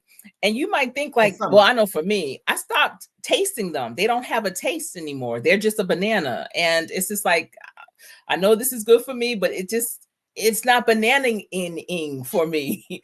But the small, tiny ones are just the right size in real life. And they have the flavor that bananas typically had in the past. Okay. Yes, definitely. I'm very familiar with burro bananas. I just thought they were a different type. So you learn things. Everybody don't know everything. You learn things, and then you take this information. Just know that you don't take everything to heart. You take this information, you research it for yourself, you find out, because now you have a foundation to even look into it, right? Because at the end of the day, you might have took that banana and just took it to heart and said, hey, this is a great banana. But now you can go and research that. Now, burro bananas are at the international markets. Now, I've never Yes. seen them at Lowe's, but they're at Lowe's Yeah. here too. And I kind of shy, Lowe's and Whole Check, they kind of got the same flow. You take your whole check to go there. Yeah. So Can I? I kind of shy away from Lowe's, but it is a very, very nice market. They have the where you can get your raw nuts and everything there. So I know I should have said that for Lala. But Can I say one more thing, like a FYI, because I'm not a cook and by no means, and so this is for the non-cooks who sometimes find themselves in the kitchen where they really shouldn't be. So listen, there is a difference, and y'all might think this is crazy, but if you make banana pudding, just on a happenstance, I know Coach Mean Rain, it doesn't happen often, maybe once a year. I'm just saying. If you need extra bananas and you go to the supermarket and you see loose bananas that are brown because you want them to be very, very ripe, and you're excited that, wow, this supermarket is selling single bananas that are brown and ripe. Those aren't always bananas. In many cases, those are plantains. And don't make the banana pudding with that. Just FYI, I'm just saying this. A friend did that before and it just didn't turn out right. But my plantains, when I go, they're a little bit bigger than the burro bananas. You're talking not about a cook. They're actual bananas. That the other one must not be a cook, because you can tell the difference between plantains and bananas. You can. Yeah, okay, Coach. I'm about to say, because I'm like, wait a minute. It wasn't me necessarily. I'm telling you a friend's story. Oh. And if you eat it anyway, because you're kind of on the low key greedy, you will get sick. That's all I'm saying, especially if you don't cook it. So that's all. Okay. All right.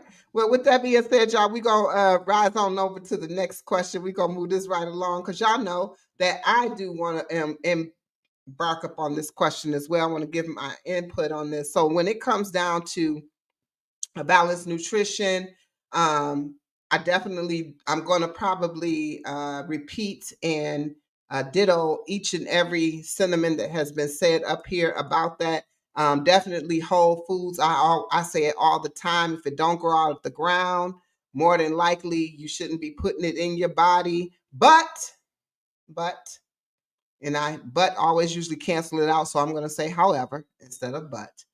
However, I understand that everybody is not in the same place at the same time, but I'm giving my experience. And in my experience, eating whole foods, nuts, and seeds only have been the best nutrition for me. And the question is, how do you maintain doing this? Well, I don't proclaim to be a vegan, but I eat vegan styled food, and I'm veganish, right? So some things don't fall under what vegans that define themselves as. So I decided that I create things from whole foods that remind me of the things that I used to indulge in, which is things like, I like hamburgers, right? But I don't want to eat hamburgers anymore from beef. So I eat a burger that could be a bean burger. It could be an actual mushroom. It can be whatever. I created, and that's why they call me Queen's Alchemy, because I alchemize it. I transform it into something else so that I can eat it and it be nutritious for me, right? So now you also have things like what? People enjoy fish. You can use other things to create fish, other fruits and other vegetables that you could create fish out of that are whole foods. They grow out of the ground. Banana blossoms, right? That's the outside of the banana that you use that has nothing to do with the actual banana itself. So, but I know I might need to check into that now that Coach Sheridan said what she said. Oh my goodness. But things like that. So then you have so many different ways. And so this is how I stick to what I do, because I'm able to transform into things that I used to like. So I even do it on the raw spectrum as well. because raw foods are really the best way to be. So I've even created, and y'all can check out on my channel if you have not yet, because some of y'all came to me on the back end, so y'all don't really know what I used to do back in the day. And I only been on here 6 months. I'm talking about back in the day. But what I originally started doing on the channel, which I am getting back to. But y'all can check out, like I have my raw pad thai, I have the chickpea tuna, things like this are foods that you can create that makes you feel as if you have the actual food that you used to eat. And I know that people get hung up on, and this is another question we're gonna have on another day, but people get hung up on, I don't know, I love my food, but do you love your food or do you love you? That's kind of what I'm really getting at when people say that to me. I'll be like, you love you or do you love food? Because if you love you, then you would love the food that you're using to create to be the replacement of whatever it is you're eating, because it's not going to taste exactly like that food, but um, texture is one thing that makes a difference. Taste makes a difference, seasoning it up and that kind of thing. And the other thing is presentation, what it looks like, right? So if it looks good, people be like, oh, that look good. But what is it? You tell them what it is, they be like, I don't know if I want to eat that because that probably ain't gonna taste right. That ain't. But you eating a whole. I ain't going there. But you eating a whole uh, rack of lamb or rack of pig or whatever that may taste like nothing if you don't put any seasoning on it. So I'm kind of confused on. But you can eat what I'm fixing. You can eat it raw. You don't even have to cook it. So this is what I'm talking about when I say this is how I maintain it, because I get to do whatever I want to do. And we'd have two people up here to say they don't cook, Coach Mean Reed and Coach Jerry. That's why they're good friends. I'm letting y'all know. That's why they got that coach, because they don't cook. Coaches for no cook. I do cook. I don't like cooking. She don't like to cook. She don't like to cook. The first thing I'm getting is a chef. I don't cook and I don't like it. I want to say I enjoy creating meals, like creating things. So I'm doing I know it's off schedule too, but I am doing a grill and chill. It's the vegan barbecue. I want y'all to come and watch this food transform right in front of your face. And I want you to say, oh, nah, I wouldn't eat that. I got dogged out for my carrot dogs, but I tell you, they taste just like them doggone hot dogs that you eat. The difference is it's a carrot, because I seasoned it up to taste just like some meat. Okay, so just so you know that. But I'm definitely gonna have some of them on my grill, baby. Ooh, I'm so excited. But we're gonna get on to the next question. So that's how I do it. That's how the queen does that. Okay, so that's how I balance my nutrition, and how I maintain it. My other way is if I get, and you can overindulge in that kind of food. Okay, so how I'm cooking this food and creating it, you can overindulge. You also, people think, oh, I'm vegan, or you eating vegan style, so you can have French fries, and you can have, all these things that you fry up. You need to crank down on that fried food too, because you can be a junk food vegan, right? So, what are y'all doing? Clock it. What y'all doing? Clock it. Clock it. Okay. I'm like, you said you could be a junk food vegan. Yeah, you could be a junk food vegan. Absolutely. And gain weight. And I'm gonna let you know I have done it, because I said, oh, I think I want some unfish and chips. And it was so good. I was like, oh, I need to make this for a few days. And then you turn around and you're eating all of this bread, and you're eating pasta, and you're putting the pasta with it because it's supposed to be vegan, right? It's okay if you have it in moderation, but the best way to be is raw if you can do it. I'm not gonna say if you can do it, anybody can do it. Unless they have some type of allergy. And then the only reason you probably have an allergy is because the fruits and vegetables growing out these days probably ain't got something in there causing it to do that, I think. Honestly, that's what I really think, because everybody that has an allergy, most of them were not born with it. It acquired over time. And that's when they start changing the food. But that's a whole nother conversation for another day. And Supreme, of course, comes in with vegan ramen noodles are delicious. Hey, Supreme is in the house. Supreme is in the house. Who else came in during this before we move on? Just Supreme. Supreme, welcome in, welcome in. I didn't acknowledge Lay, y'all though. Welcome in. All right, so let's go. We're getting ready to move this on to the next question. I have 6 of these, but we have a little, we're kind of dwelling on it, and I don't want this to exceed a period of time. I don't know how much time we've been on here. Let me see. I'm not saying that we have a time limit, but if you have it too long, people are not going to really watch the replay on it. And I think that we're dropping too many nuggets and too many gems for people not to engage in this content. So I may look at this a little differently the next time around so that we can make sure that, it's good enough for people to be able to see this on the replay. Welcome in, Vegan Kings. Welcome to the building, my brother. Welcome in, welcome in. I appreciate you being here. And so this third question, because I think that was only the second. Oh, that was only the second. We covered 2 questions in 2 hours. Y'all know we talking up here. Y'all know we talking, right? Right. Okay. All right. So now let me see if I want to bypass and put into. Let's talk about. So this next one was about fueling your body, which was still in the under the nutrition. We're going to start to talk about a little bit of movement. Okay. This is a combination. Let's do this one. Can you share time? So this sometimes we change the way we, we're going to do a little personal on this one. Okay. So can you share time? And this is the question that's going to start out being for Rooted. Can you share time when changing your nutrition or movement habits transform your well-being? And you kind of touched on that a little bit earlier, but if you would go ahead and answer that in conjunction to that question, please. So I'm going to start off with, I began yoga and fitness this year. Before that, I wasn't doing anything besides working at a plantation, and I did 2 of them.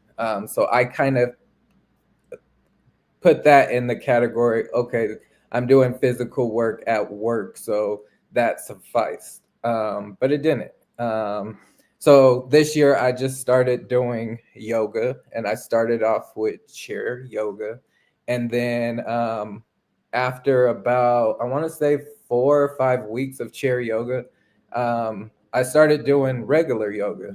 And then I slowly incorporated more.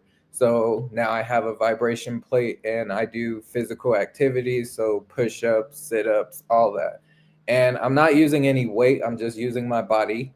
And that's how I got to start my physical movement with working out. And I started off at 10 minutes and now I'm up to over an hour. And it's only, May? So we do work over here, and you'll see it on my channel. If you are not subscribed, please go ahead and subscribe, and you'll see all about working out with Rooted. You can join in with me, but very simple movements. I also noticed a change in my energy, my sleep, my mood, and even the digestion with physically working out. And it actually does work. I stopped focusing so much on losing weight because it was in the back of my head, like, yes, I want to lose weight. If you've followed my journey over the holidays from November of last year until this year, I gained like 12 pounds. So I was at 177, and yes, the goal was to lose that weight because we didn't want to get no higher than that. And I lost the 12 pounds, and I've actually now lost 15 pounds. So the physical activity does actually work. And you just got to be consistent, and whatever that consistency is for you, just do that. as I mentioned before, I started off with 10 minutes and now I'm up to over an hour. I also, again, eat healthy. I started doing the juicing. So there's a lot of involvement and like changing with me. And when more comes, I'll change it and I'll share it with you on what I'm doing. Um, what else? I did stop ordering out and eating all the fast food. I definitely stopped all the like processing food. Um, Remember how I said if I'm gonna eat some junk food, make it yourself? Well, I started doing that myself. So I do like granola, and granola from the store is full of sugars and processed things. So I made a whole video on making your own granola. And I'm gonna just do more of that, like showing you how to incorporate easy things to your lifestyle that you can incorporate. Um, I also do a plant-based cleanse every 3 months. So that's to detox my body, but also give my body a rest from consuming all the solid foods, because sometimes your body just needs that rest. And I treat my body like a vehicle, and I like to use that expression. You know how you get your car a tune up every 3,000 miles? Well, you should do the same for your body. Take care of your body, and it will take care of you. So I do a cleanse every 3 months, and it's for 5 days. It's all plant based. One of the times I went vegan, and I'll probably do it the next time, which is in July. That's the next cleanse. So if you want to join the cleanse, join me.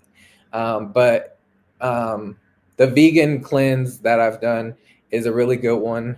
Each time that I do it, I do lose weight. But now that we have lost the weight that we wanted to lose, I'm trying not to lose more weight. But it's going to happen the more that I work out. But now I'm trying to build that muscle mass too. So that muscle mass will gain weight and will be in a balance. So yeah, that is what I have. That is super awesome. That was great. Thank you for sharing that. Thank you, Vegan Kings, for the super chat. I appreciate you, my brother.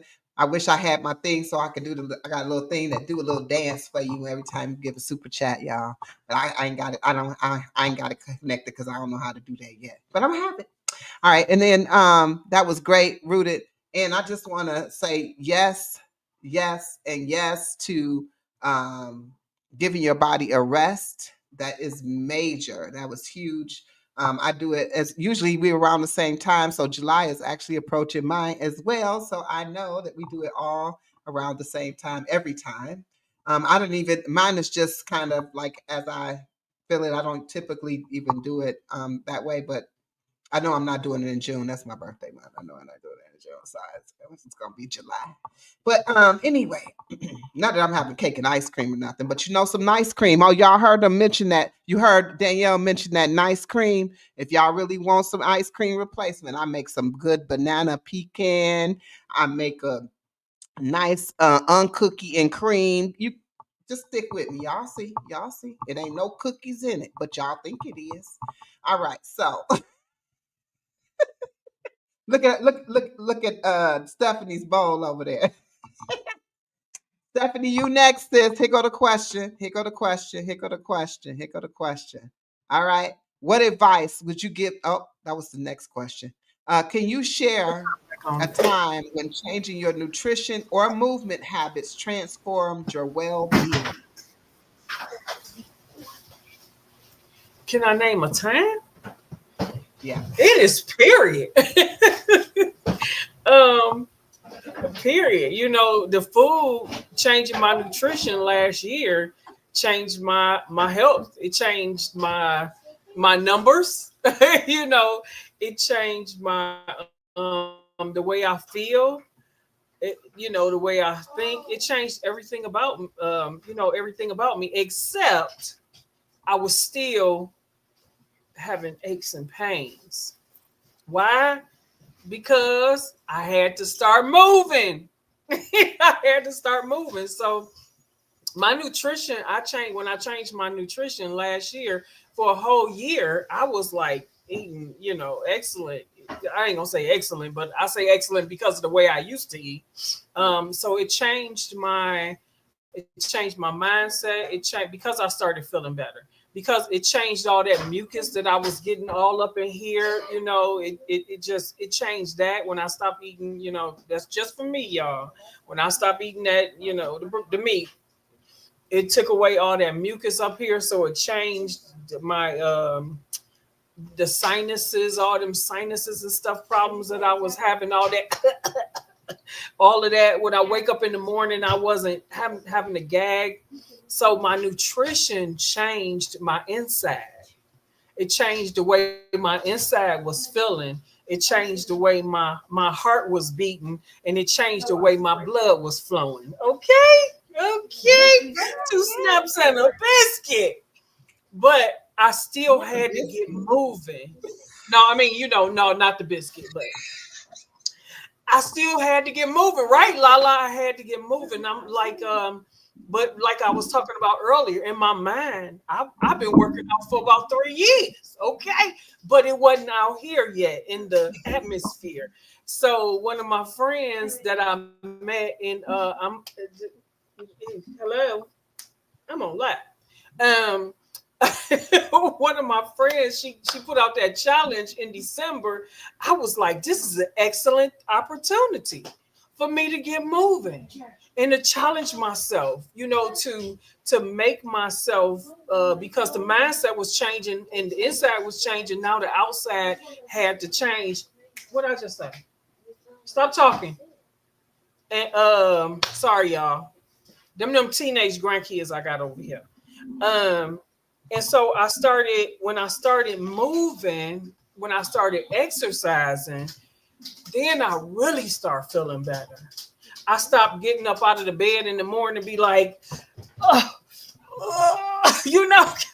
like the back stiff and all of that. It changed the way it put a better pep in my step when I started moving my body.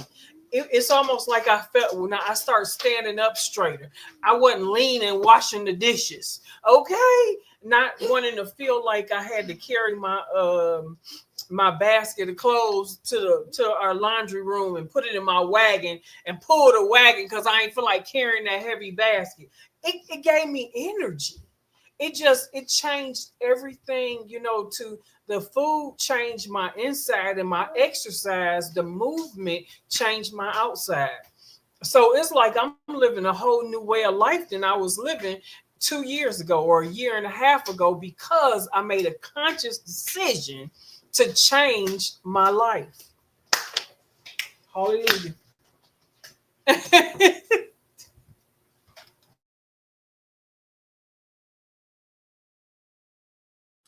I used to just mute a thing. Okay, so absolutely, sis. And you said it before, and you said it again. You say it over and over again. You change the way you eat. It changed the way your body feel, and you feel good. And that's the best part of making these kind of decisions. She also stated that in her mind, she was doing this for over 3 years. I want to say this before I forget, because every time I get ready to speak, I forget to tell y'all, the same thing happened to me. That's almost identical to my story. Like, I knew exactly what would work, I guess to say. I watched so many people and their testimonies of, reversing their high blood pressure and the things that they did to do this. And I knew what it was. And it took me a little over 3 years or more, probably. And it wasn't until I listened to myself. My first mind told me, and I think it was because I was at a point where if I didn't do it, it was going to be the end. It was like literally I was putting myself in a place of where I may have been up on. I mean, I don't like to use the word, but I do really think that this was the case. That I was headed towards a demise of myself, whether it just was complete health demise where I was going to be, or completely out of here, right, altogether. So I know I'm glad I actually listened to myself. Um, and started that it was fasting for me that I started, so that's why when Rooted spoke about letting your body rest, it's huge, y'all. It's huge. Right now I'm on a raw um salad fast. I actually ended today, but and then I just all raw period, just but only salad for my meal. Only eat once a day anyway, so that's what I had. I posted them on the community post, y'all can see it. But and then I had my smoothie bowl today. That's actually all I ate today was that smoothie bowl. But I'm good. I'm not hungry. I don't want anything. So don't eat if you're not hungry. It's a myth. Do you know it's a myth that says you have to eat? That's a myth. Do not roll with that. Again, this is for educational, informational purposes only. As y'all can see, it's scrolling across the screen there. It is a myth when someone is telling you you need to eat 3, 4, 5 times a day. The only time you need to eat is when you're hungry, truly hungry, truly hungry. Truly hungry means this. It doesn't mean like you got a situation happening, your kids getting on your nerves, and you gotta get to work, and that job making you upset, and you got something happening, and you like, oh, if only I could eat something, I probably feel better, or that's what's gonna make me feel better. Because I'm telling you, I'm talking from experience here, okay? I'm talking from experience. Something happening, and when you feel better, you want to eat. When it's happening, you want to eat. You want to celebrate, you want to eat. You want to eat. That we're not eating. Don't eat. If you're not hungry, don't eat. That's the point I'm trying to make. Just don't eat. Do not eat if you are not hungry. That is the key. We're going to keep it moving. I'm going to have Coach Sherry go ahead and answer that question for me.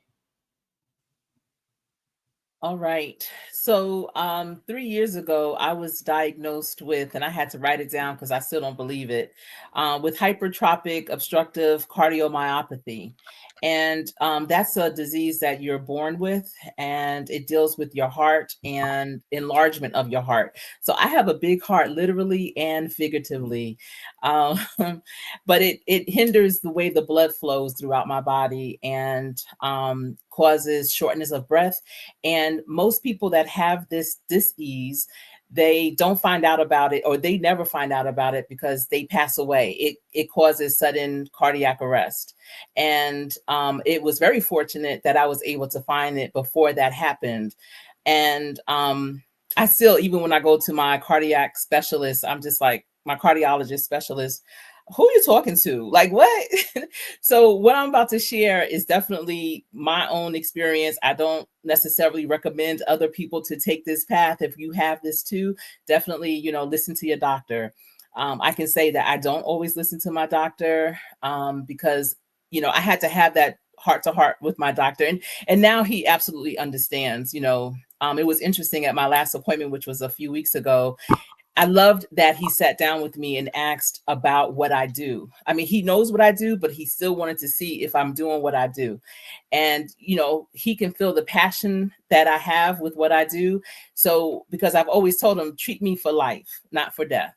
Because when I first got the diagnosis 3 years ago, I was scared to death. I found that I couldn't walk and talk at the same time. I would be short of breath. When I would do presentations, I do a lot of presentations on stage, virtually, all over the country. I do a lot of presentations. And initially I thought it was because I'm so excited about what I'm talking about that it would just make me feel like I was working out, like I was running a marathon or something. I would be hot. I couldn't catch my breath sometimes. And it was because I had that issue and I didn't know it. And again, that's how especially athletes typically will die suddenly from it, because when you are athletic and you get that real burn and you're just like, oh, I'm getting it in. Sometimes, especially if you have what I have, that's like a heart attack is right there. That's what that really means. So understanding that, I was like really afraid to even walk because I just didn't know. I didn't want to just drop dead. Whenever I did walk or when I was with someone, I would always let them know that I have this issue just in case something happened. Because people look at me and think that I'm in great shape, like, oh, wow, what you talking about? So when I found out and I started taking the medicine, they had to give me a beta block, which slows down my metabolism. So believe it or not, I have in real life, like outside of this beta block before, my energy was out the roof. It was just, I was just always on 10. And so the beta block has slowed me down a lot, significantly. In my head, I'm like, da, da, da, da, but in real life, I'm just kind of like real calm and easy. But the beta block, since it slows my metabolism, and with my fear at the time of really doing anything, it can cause you to gain weight. And so I started to feel myself getting full. And in my head, I'm thinking, this can't be good for my heart if I'm gaining weight and all this. Like, what's really going on? And I never wanted a dis-ease to be the reason for me to gain weight, So I was trying to figure out what could I do. So I would walk. I started walking. I would always tell, and I still to this day will say, I can walk far, just not fast. And I started incorporating walking. And then I started to slowly incorporate the elliptical, because I have to go to my cardiologist very often. And, one time he told me, listen, I need you to start working out, because I don't know if your heart is getting worse because of what you're not doing, or if it's because of what you are doing. So he encouraged me to do a little bit more. So I started to do a little bit more, and I noticed that it started to give me that much more energy, because having a beta block will make you very sluggish and lethargic, just exhausted at the end of the day. How are you so exhausted? You didn't do any real activity. So why was I so tired? It's because I wasn't doing anything other than what I do on a day-to-day. So by incorporating walking, and I try and walk for any reason. I park the furthest from the store. I walk at lunch. I walk in the morning. I walk in the evening. I just continuously try to, keep my body moving. If it's raining outside, I'm going on the elliptical. I'm making sure at least 30 minutes on that one machine. Now listening to Stephanie and Coach Mean Reen talking about weights. Coach Mean Reen was talking about the importance of weight, especially after you get a certain age. I'm going to start incorporating that. I've been told not to lift anything higher than 5 pounds. However, I know that I can build myself up to more than the 2 pounds that my doctor is telling me, because you can't just lay down and accept everything that's given to you if you know that there's more out there. And even my doctor said, try to push yourself a little bit more, but just be mindful. I mean, I'll go back so he can evaluate it again. This is not something that's going to ever get better, unfortunately, without major surgery, open heart surgery, but I just want to try to keep it at bay for as long as I can. And so this is my motto that I live by, is that as long as I have life, I'm going to live. My life is my legacy, and my legacy does not include doing nothing. My legacy includes being that catalyst for change and not living with fear, but having faith over fear. And that's what I'm doing, and that's how I'm living, and I feel great. Listen, no day is given. Every hour, every minute is a blessing. So we don't know what the end date is. We know what the beginning date was. And I'm in that dash right now. So I'm going to live the best I can in this dash each and every day. Whenever the end will be, so be it. I'm God's child. He loves me so much that I know that he has a place for me at the end. Now, in my head, I'm gonna be 106. Now, y'all know I'm double nickel, but I'm gonna be 106. But even if I'm not, listen, God got me regardless. I know love. I'm loved. I give love, and what more can you ask for in life? So that's my story.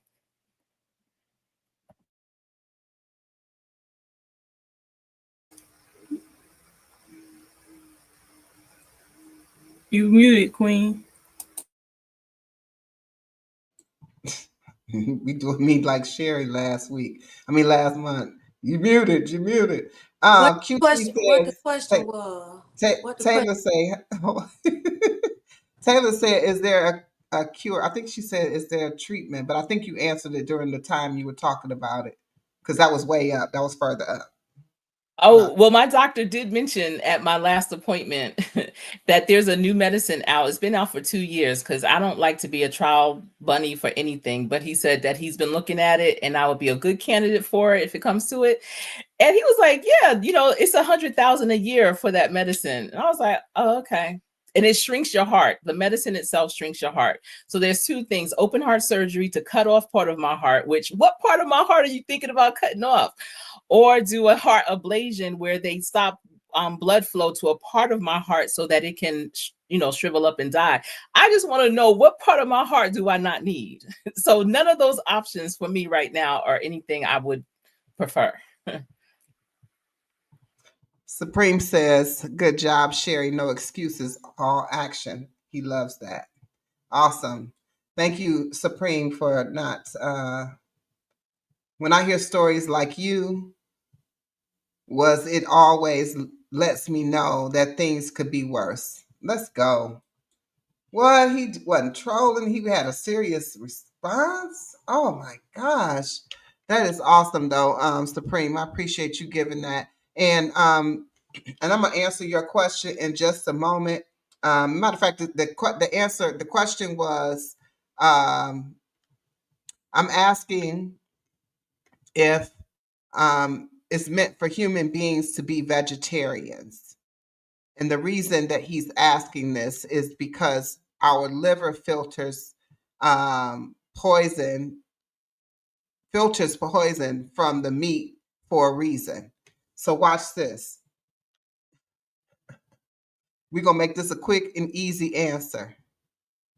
Your liver doesn't filter meat, poisons from the meat for a reason. Your liver filters poison for a reason. So if the meat has poison in it, why the heck are you eating it? Something that's poisonous to the body. To answer your question about the vegetarian portion of it, I say eat whole foods. If it grow from the ground, then that's what I feel like. That's what was here and was always here and will be here till the end of time. You can always have that. Nuts, seeds, grains, all of those things can possibly be at your disposal as well, but you definitely will never go hungry because something will be growing from the ground. I mean, you can eat the leaves, you can eat the grass. You know what I'm saying? You can eat whatever comes out that ground. And if your body has the ability, which you just made the clarity that the liver can filter these things, poison. So if we actually put something into our body that has some poison in it, our liver will filter it for us, according to what you put in there. I don't have to do my own research. Again, this is for educational and informational purposes only.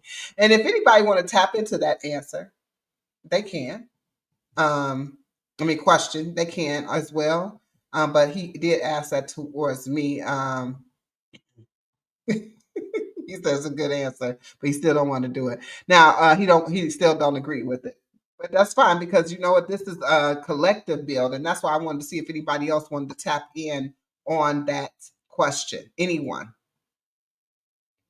I know we shifted a little bit, but we about to wrap it up Look, too. look, So. me and her said something. Go ahead, go ahead.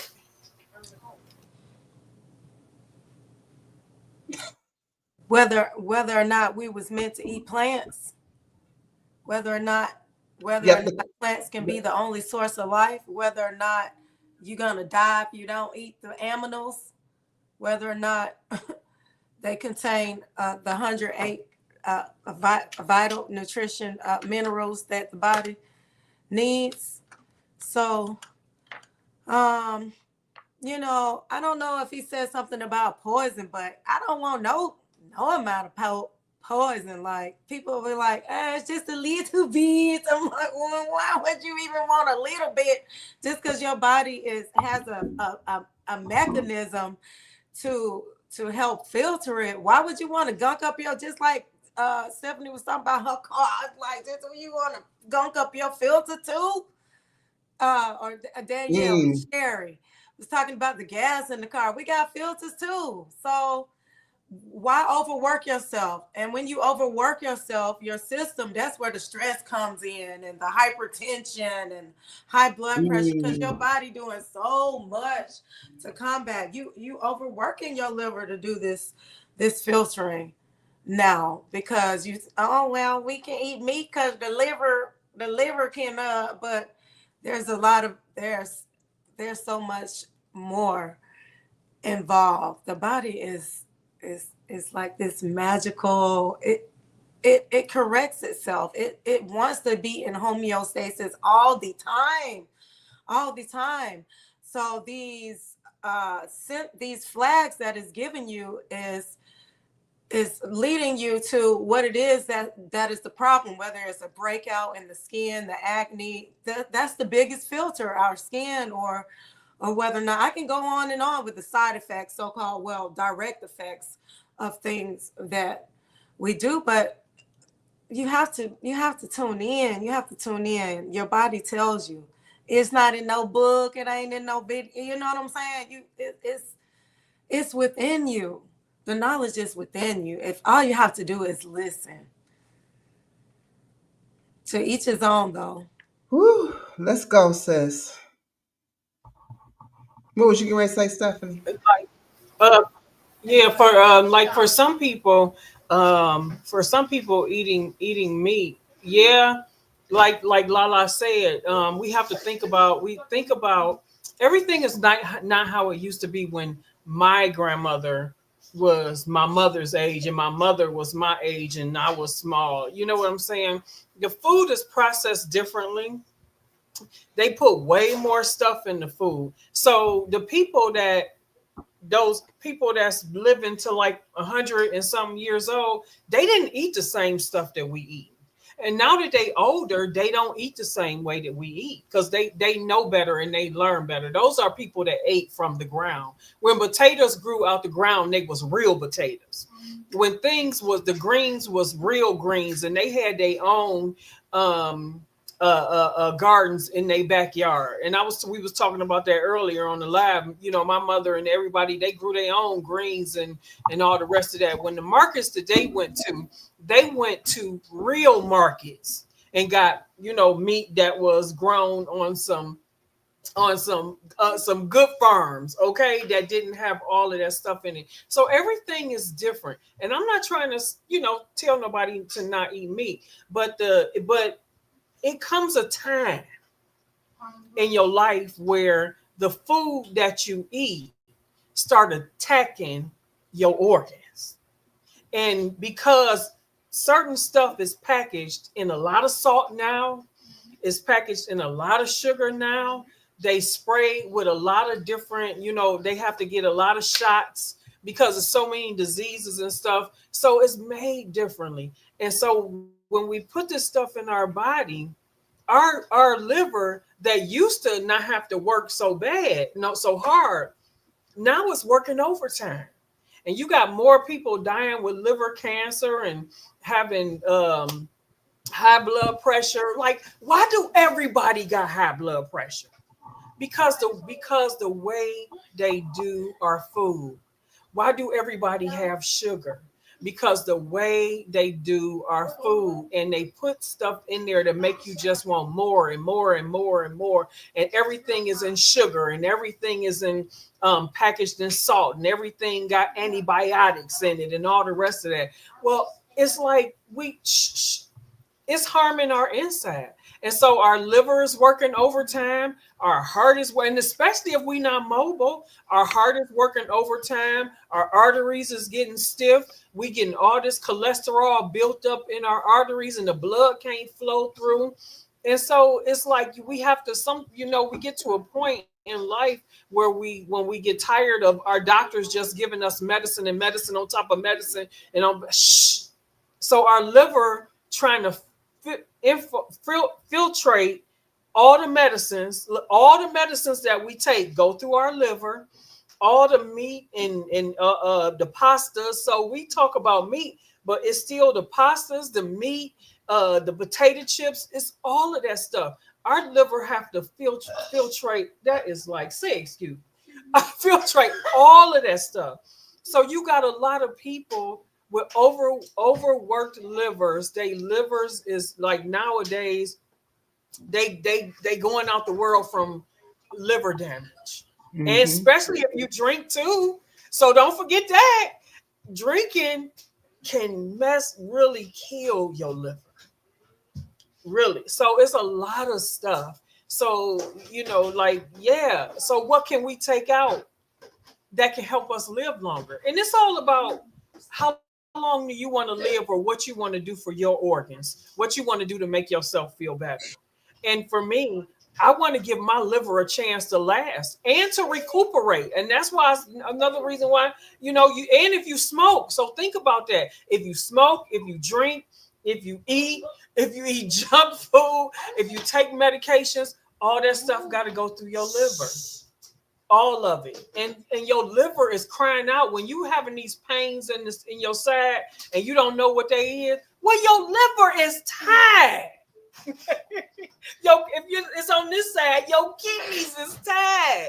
If it's up here, our pancreas is tired of trying to make what is that when you're diabetic, what does it have to make? I forgot. Insulin, Make insulin. insulin. Insulin. It's tired. It's trying to keep up with all the junk that we put in our body to help to make the insulin to balance us out. So it's like for some of us, now I ain't gonna say everybody, because it is people out there with real problems. They got real eating problems for real. I know that they have real problems, and the mind can't overcome not eating right now. It'll come. So, but for those people that's right in their mind, we have to make a conscious decision. Do we want to give our liver, our kidneys, our pancreas a chance to live? Heck, we still have to, the cancer and everything else. Do we want to give it a chance to move? I want to lose this weight around my stomach so I can give my organs some room. So with that, I'll pass. And we kind of jumped over like this question. And like I said, I really, like I said, I don't want to extend this. We'd have had people on here. People are still coming in, but I've had my panelists on here for a couple hours. And I just want to, move this along. So I'm going to bypass that question, that last question. We're going to go into the last question. And I'm not, rushing you on your responses, but if we could just quickly go through this, like 2 minutes, maybe a minute, 2 minutes, and then we can wrap this up. Okay. All right. Appreciate it. All right. So this last one, I did want to get it in there. Okay. So that was awesome. Thank you for engaging Supreme and getting some responses there. You got quite a few different responses. All right. So what advice would you give? Okay. So as we close out, yeah, this is our core question, because this is why I wanted to do this. Because I want to shine some light on some things for people that's trying to still figure out things. What advice would you give someone struggling to find balance between eating well and staying active? Coach Meereen.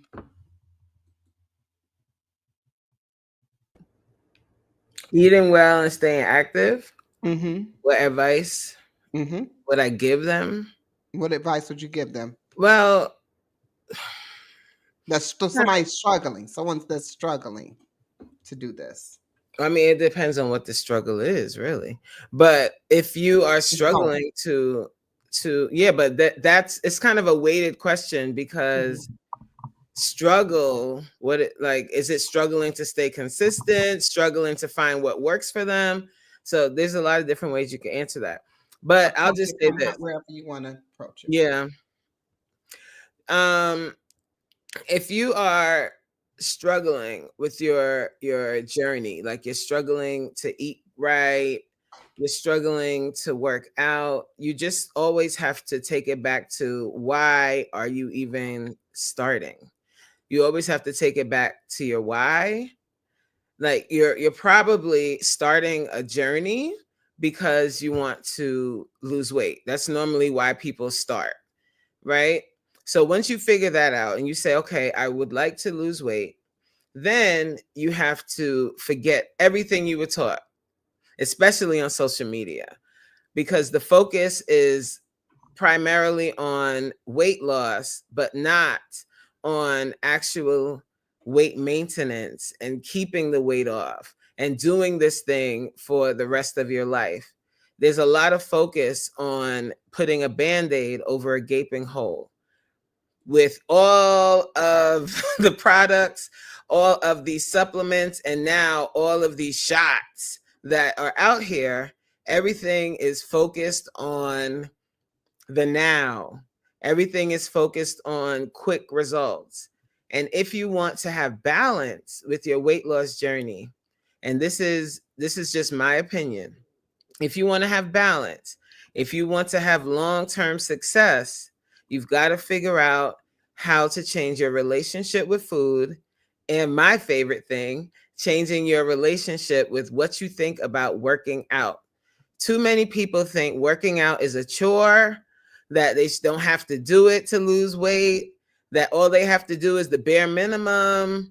And I'm not talking about people that have outlying ailments where you have to restrict your workouts. I'm not talking about that. I'm talking about able-bodied people that, of course, when you first start working out, it's going to hurt. It's going to be very uncomfortable. Your arms are going to be shaking. Your legs are going to be weak. Your core is going to be screaming. Especially if you come to my class, it's going to be on a screaming. Thursday. But if you're trying to create balance, you've got to change your relationship with how you work out. You got to change that mindset and stop saying to yourself, I can't get on the floor. I can't do floor exercises. I can't do this. I can't do that. Or it's taking too long. Or you try to work out, you try to eat right for a month, you don't lose any weight, and you quit. This is too much. We quit. We quit too quickly because it's not working, because it's not this, it's not that. And then we rely and we turn to all of these synthetic things. We're talking a lot about not eating meat. Well, I say stop taking medications to lose weight. That's my personal opinion. It's another foreign object that you're putting in your body that you can only do for a temporary amount of time. And then you're going to have to stop this shot. You're going to have to stop these pills that also affect your liver, that also affect your pancreas, that also affect your mindset, because you're not learning how to do it independently. You're doing it with the assistance of whatever it is. You're doing it with the assistance of these things. So you're not really learning balance. You're not really learning how to do things slow and steady. You're hoping that you lose 100 pounds quickly by doing these shots. You're hoping that something will stop you and teach you how to not eat what you want to eat with these medications. Like, that's just my personal opinion, guys. Like, I know that a lot of people say, well, I need help, that's why I take these shots. I don't agree with that. I agree that if you slowly learn how to change your mindset, you can do it without any shots, without any assistance. Because at the end of the day, after they tell you no more shots for you, guess what you got to do? You still have to maintain that diet and exercise routine. So whether you take it or not, you still have to maintain it. So that's what it's all about. It's about taking all of what you've learned about diet and exercise, losing 30 pounds in 30 days. Take that mindset out of here. Slim fast, no, slim slow, and take your time. Learn how to eat, learn how to change your diet. Come to class Monday through Thursday at 7 p.m. with me. I don't bite. I'll make you sweat, but I don't bite. Come to class, stop saying you cannot, and say I can and I will. And let's get it. That's all. Let's get it. That was awesome. Let's get it. She don't bite for real. She is Coach Mean Reen, though. She likes to. I know y'all. Please watch the video. You could even hear her laughing like the Wicked Witch of the. I was like, see that Round two. That part right there. I was like, oh, if I don't get that in, it's something to it. If it don't get in there, they need to hear this. They know she's just too happy. All right. So can I get again? We trying to do 1 to 2 minutes. 1 to 2 minutes. And I'm gonna have you go, Danielle, please, ma'am. Because I'm obedient. No, no. So what advice? So for me, I'm always going to go psychological. What is your mental block? What is your thought process? What are you telling yourself? Because you almost said it earlier, Queen, and I've heard you say that in your video. You listening to your body when you were not healed, whole, understanding what your body was telling you, had you overweight, right? Had you doing bad habits. And so sometimes we have to correct those negative mindsets. We have to kind of whatever was inculcated in us as a young child or what we learned through the process of life. We have to address that thing in order to have a honest conversation with our inner self, right? Because sometimes our inner world is askew. It's not telling us the truth. It's lying to us, and that's why we have such difficulty breaking those patterns. And so I would say, let's think about what is your mental resistance? What's that conversation? What are you telling yourself about nutrition? Are you saying things like, I can't live without meat? Why? Who told you that? Where does that come from? And I'm not saying that that's the thing, but I'm just using that as an example, right? I'm too, I work out and my body is tired. Who told you that pain is a bad thing? The only thing that feels pain is things that are living. So that's a part of life. Suffering, even, the biblical text says each day has trouble of its own. Each day has evil of its own. And sometimes it's on Monday with them planks with Coach Mean Rain. So you kind of to say, I will always ask, what is your mental block? And can we process that, right? I have a book called Mind, Body, Mind, Spirit, and it is a book that is tailored for Christians. So that's just my niche, okay? But it talks about getting all of these things in alignment, because if one thing is out of alignment, you start to fall back into that pattern. So that's going to be, and I think I made it in 2 minutes. That's what I would say. Let's talk about why you think the way you think.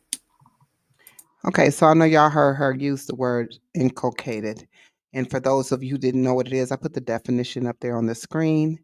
She said she gave you a forewarning if you were not in the building that she will be using words, because that is her thing, that you may have never heard of before, and I had never heard of inculcated. Okay, all right. Thank you so much, Danielle, for sharing that. And actually, everything is in the mind first. That's why we talk about mindset over here, right? To get that mind right. There is no weight loss anonymous. There is not one that actually you can go to. There's no treatment centers. They used to call them fat farms back in the day, but they weren't real treatment centers to get you in the right mindset. There was not true counseling and things like that. Um, let's go ahead and have Rooted. Give me the answer to this last one here. 2 minutes, please. 2. All right, so I'm gonna say start off small. You don't need a full workout plan or a perfect meal prep routine. Um, Start with something that would work for you. So if that's like a daily walk, um, eating a smoothie, stretching when you get up or before you go to bed. These things will help with getting that started, and it's also getting your mindset used to a routine. Um, Give yourself grace. Life gets busy, so the goal is progress and not perfection. Make it enjoyable. Choose foods you love that also love you back. Choose movements that feel good for you. I always say when I work out, do what's comfortable for you. If you're following me, don't do exactly what I'm doing. If you have to modify it, modify it. If you have to be on your knees, be on your knees. If you can't do what I'm doing, do what's comfortable for you. Um, Also use tools. So my tools, are essential oils. So I will use those to the day I am gone from this earth. I'm probably gonna get buried with them, but use the tools that are going to support you, whatever that may be. I use essential oils for moods, energy, focus, as I mentioned, cooking with, um, just healthier habits to make it a little easier for your lifestyle. And the last thing I'll have to say is lean on a community. So everyone on this panel is in health and wellness, some type of way, shape, or form. So if you're not sure where to start, you can find one of us and we can help. You can come talk to us. You can like, hey, I'm having this issue. What can I do? And we'll definitely point you in the right direction. But we're not like doctors or anything like that. So just keep that in mind. But yeah. Thank. Am I off mute? I'm Yeah. off mute. Okay. Thank you so much, Rudy, for keeping it down to 2 minutes. And can I get Lala, please? We talking about how No, we're talking about um, what what advice would you give advice I someone? would give to somebody struggling Mm-hmm.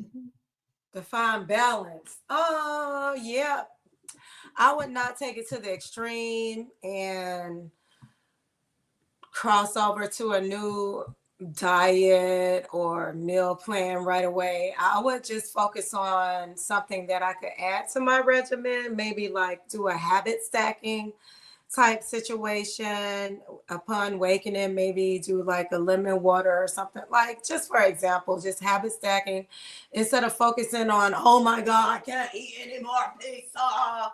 Focus on what it is that you do want to implement, and therefore you'll train your brain to have that positive vibration of making the opportunities better for you. That way you can see them better. And when you put yourself in that position and do as be the change as you want to be, you put yourself in that position and those actions. The first time may be motivation, but when you do it again and again, it's integration, and you're becoming, bruh, I told you, bruh. And you're becoming who you know you want to be. Get dos minutos. Okay. This is my evergreen content. Here they put my mic. Thank you. They're gonna have a good time when they watch it forever. Green. All right, Stephanie. Go ahead, give it to me. Come on, Stephanie. You need Um, this. You need it again. no, I'm just gonna go off of what they said. It's Oh, the what I would suggest the same thing that everybody else suggested is to just like if you want to, if you can, like substitute something out of your diet. Maybe like rice. Maybe instead of eating rice, eat quinoa and just try it. And if you don't want to take anything out right now, then add something because majority of the people don't eat enough vegetables. So add some greens in there. Get a couple more spoonfuls of vegetables because what happens is you'll begin to see um and then wait, season it to taste good with some herbs. And yes, my daughter taught me how to use herbs with some herbs. Season it to taste good and change. You will get to your palate will begin to change, especially if you add lemon water in there. It will change the palate on your tongue. You will stop craving sugar, but you will just eat. Because when you change your palate, it helps you to not have certain cravings. So that is one of the most important things that I would tell people is to change the palate by drinking lemon and maybe cucumber water. And try to add more greens in your meals. You can add greens in your breakfast. If you cook eggs, add spinach to your eggs. Drink smoothies, add spinach to your smoothies. And as far as exercise, if you like me, how I talked about, I was exercising in my mind for 3 years before I started moving. If you in your chair, get you some bottled waters. Go like this. Or if you sitting down, start lifting your legs. Watch, watch chair, um, watch chair exercises on YouTube. Because what we put in our mind and in our eye socket is what we will begin to do. Like me, I did that. I watch stuff. You watch it, and you will begin to try it little by little, little steps. If you can't, if you're the type of person where you just it's too overwhelming to even think about getting up and moving and exercises, do it from your chair. Try it. It works because every time when you lift your legs, you working your stomach muscles. I don't care where you at. If you lift your legs, you working your stomach muscles. If you moving your arms, you working these muscles, your shoulder muscles and your back muscles. And so you can strengthen your body from your seat until you get ready to get up. That's my spiel. That's my Yes. spiel. And I'm sticking to Yes. it. Let's go. And Coach Sherry. Let's go.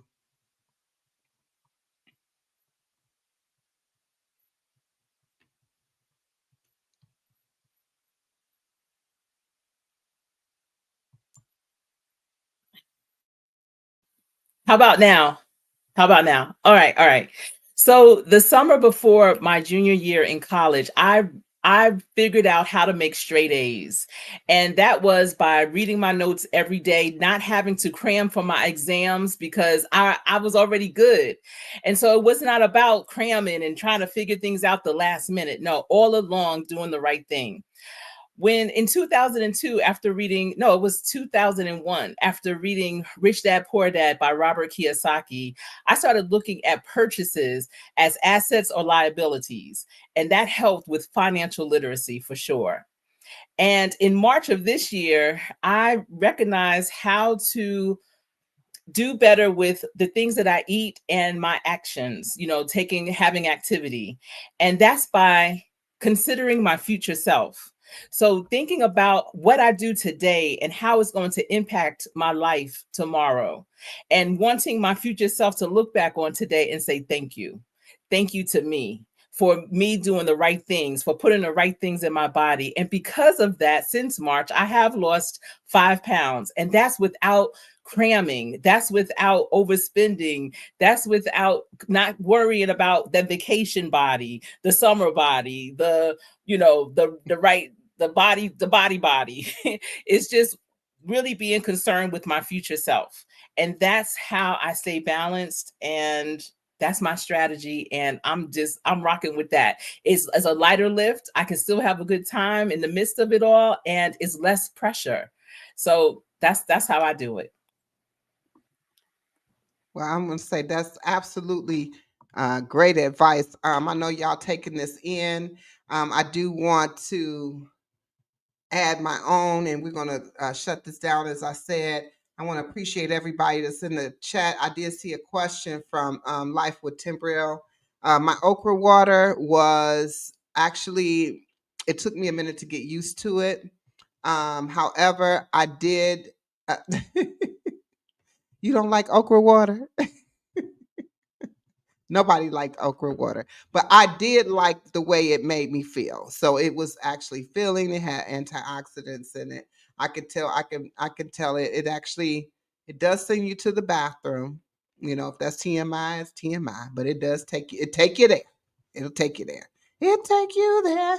All right, and then and it's a very very acquired taste. I like okra, so I like the way okra tastes. I can eat it raw.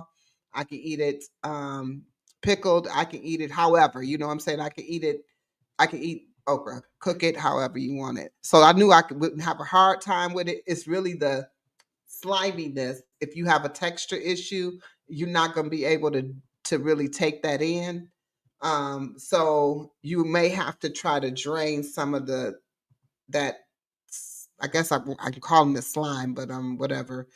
you might try to drain a little bit of that off so you can have more of a water taste, but mine tastes like I was, you know, I mean, the texture of it was that way, but I enjoyed it. So, and I would definitely do it.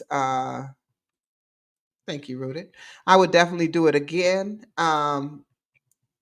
for myself. And for me to answer this question here, what advice would I give someone struggling to find balance between eating well and staying active? I'm going to say my advice is to be intentional, just to, um, I would definitely take advice of the panelists who have said, one thing at a time, putting things into perspective, not trying to put it all there and get overwhelmed with doing everything all at one time. I would also advise you to um, do something to get moving, something to get moving and something to change the way and what you're putting into your body, and maybe make that change once a week. Add something every week, add something to that. I mean, I myself, I'm an all in person, so I always go all in. But if I was to give someone who was struggling that advice, that's what I would tell them to do. Just pick something that you know that you can stick with, and stick with it for a week straight, 7 complete days of that.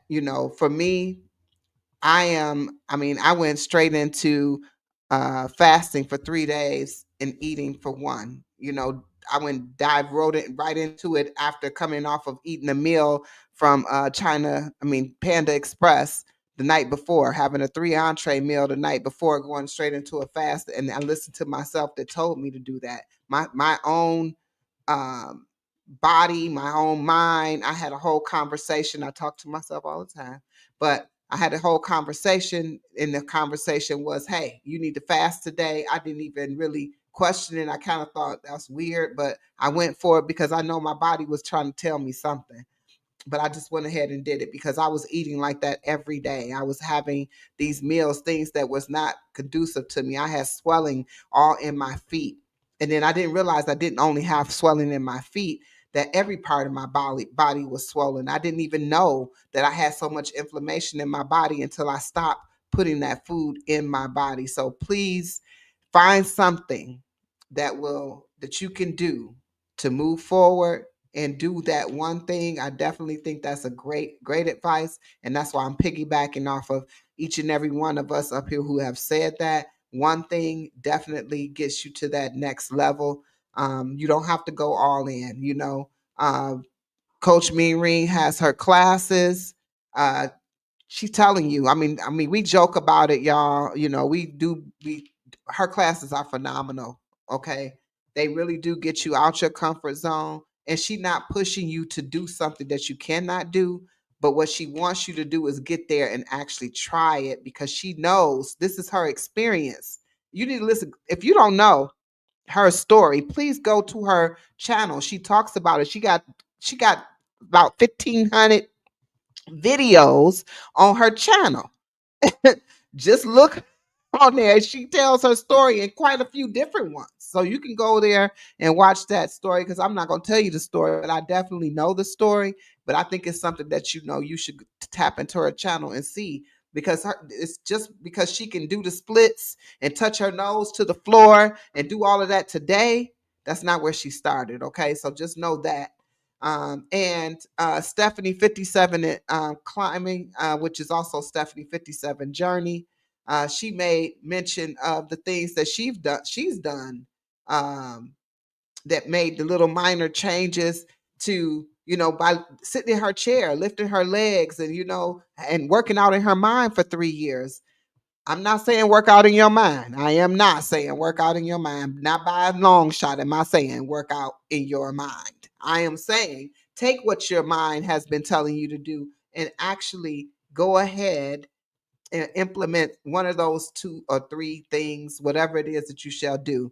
Rooted in Essential Oils gave out a whole bunch of nuggets in his dissertation about things that he would have you do. And he also said, pick something, do something, choose something. Lala said, pick something, do something, choose something. Uh, Danielle, get your mind right. Put your mind in order first. Think about that thing that you're going to do and put it together. Get your mind right because you got to get your mind right, right? So everything is tied into each other. You know, also my sister Sherry, Coach Sherry said the same thing. You got to pick something. So pick something. So if you think about it, the consensus up here, the consensus said, start somewhere. Let's get this going. Let's get this going. Let's get this going. Let's get healthy, y'all. This is what we get ready to do up in here, okay? This is why we trying to, I want to save the world.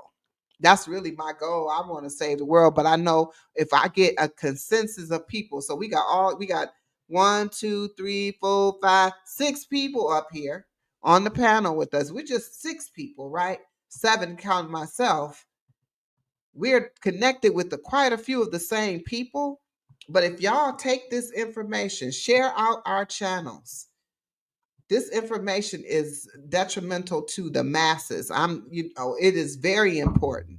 Get it out there so people, because you never know who on your channel looking for something like this. And they don't even know where to start. They don't even know what to do.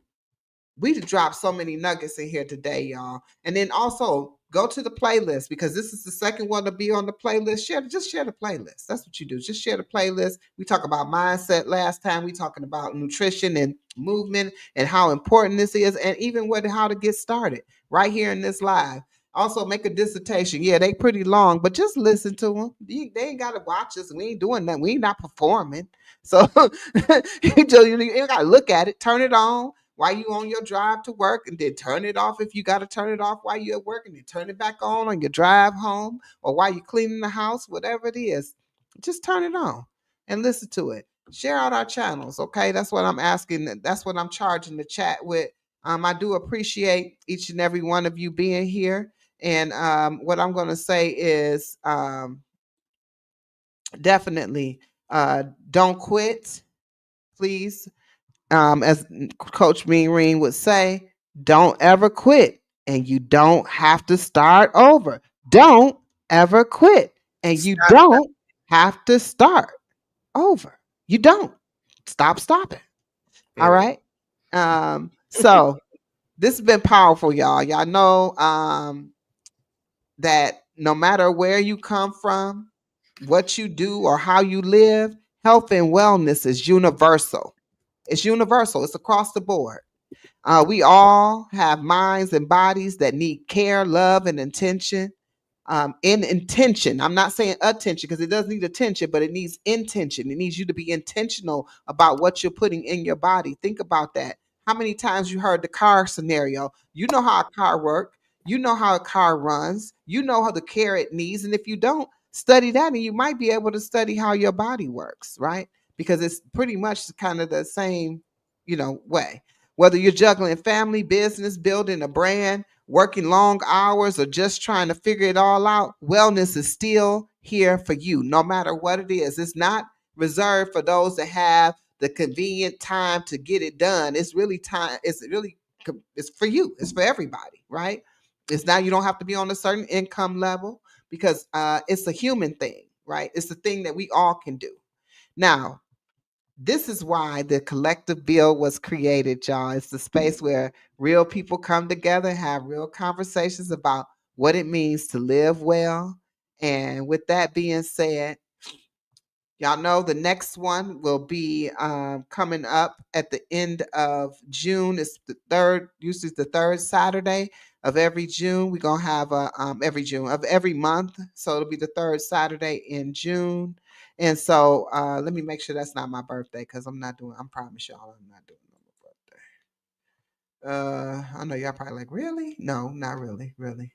Oh yeah, that works. We can do the third Saturday. It's actually the summer solstice, which is perfect, y'all. Perfect summer solstice in this boy.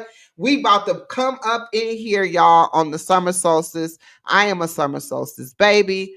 Let's roll. It's the day before my solar return, so we're gonna have a good time up in here while we tell you some information that you need. So make sure you tap in, tap in, tap in. I got some upcoming things. I'm just gonna run it real quick. Collab and Grows next week on the 27th and on the 29th.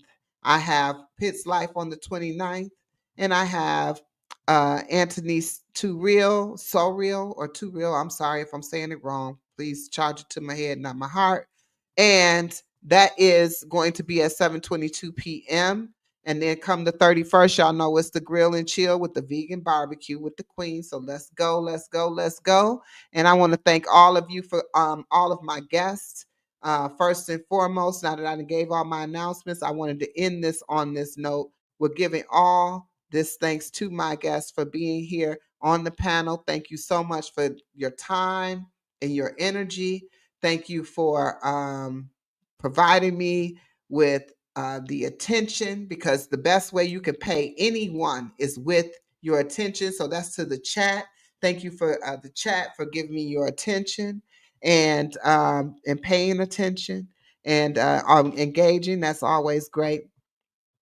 And so I hope to see all of you come next month when we go through this again, and we're gonna tweak this to get this under control, y'all, on this timing. I'm telling you, we're gonna get this timing under control. We're gonna have to time these questions. I think I'm gonna change the email to say, look, the answers need to be down to a 2-minute. But we got stories to tell, so really you can't really. You gotta truncate it. Truncate your stories, guys. She want me to put that on the screen, y'all. She want me to put that on the screen because I don't know what truncate means. So we gonna get the definition. It just me making shorter. Y'all know I'm trolling. That's my version of trolling. It just me making shorter. Okay, it came right up when I typed it in. Okay, truncated meaning says shorten. Okay. Oh, okay. You know what? Danielle smart, y'all. All right. With that being said, everybody, I want y'all to please drop in the chat. Can y'all please drop, I don't know, drop some purple, red, pink, all the hearts you can, some fire emojis, whatever it is. As we go ahead and get out of here, y'all can do it as the music is playing. I want to thank you guests for being here. Thank you, panelists, for all your expertise and all of your insights. And hope to see y'all all here again. Y'all know I'll be sending out the information. I appreciate y'all. Thank you, thank you, thank you, Coach Ring. Thank you, Coach Sherry. Thank you, Just Danielle. Thank you, Stephanie. Thank you, Lala. And I appreciate you. And thank you, Rooted. And we are out this piece right now. We're getting ready to go into another. As soon as I get it going, y'all. Peace and love. Queen's Alchemy Tribe is the vibe. Spitting peace and love on every live. The wisdom she holds is like no other, bringing together every sister and brother. She extends peace and love through collab and grow. Her weekly connection, so now you know. Join the tribe on the live, she got something to say, bringing healing the body each and every day. She's got something special, yeah, the queen is the vibe. Dropping wisdom in the group on every live. Queen Alchemy is gifted, yes, she'll fight for you when she feels compelled to stand up for the truth. She's strong in her stance with poise and grace, giving back to her community in every way. Queen Alchemy, now you know her name. One moment in a tribe, no, you won't be the same. Sharing wisdom, she's the queen, dropping knowledge on everything. Join Queen Alchemy, she's the vibe, sending peace and love on every live. With the knowledge and the tribe, hail to the queen, Queen's Alchemy. Peace and love, y'all. Peace and love.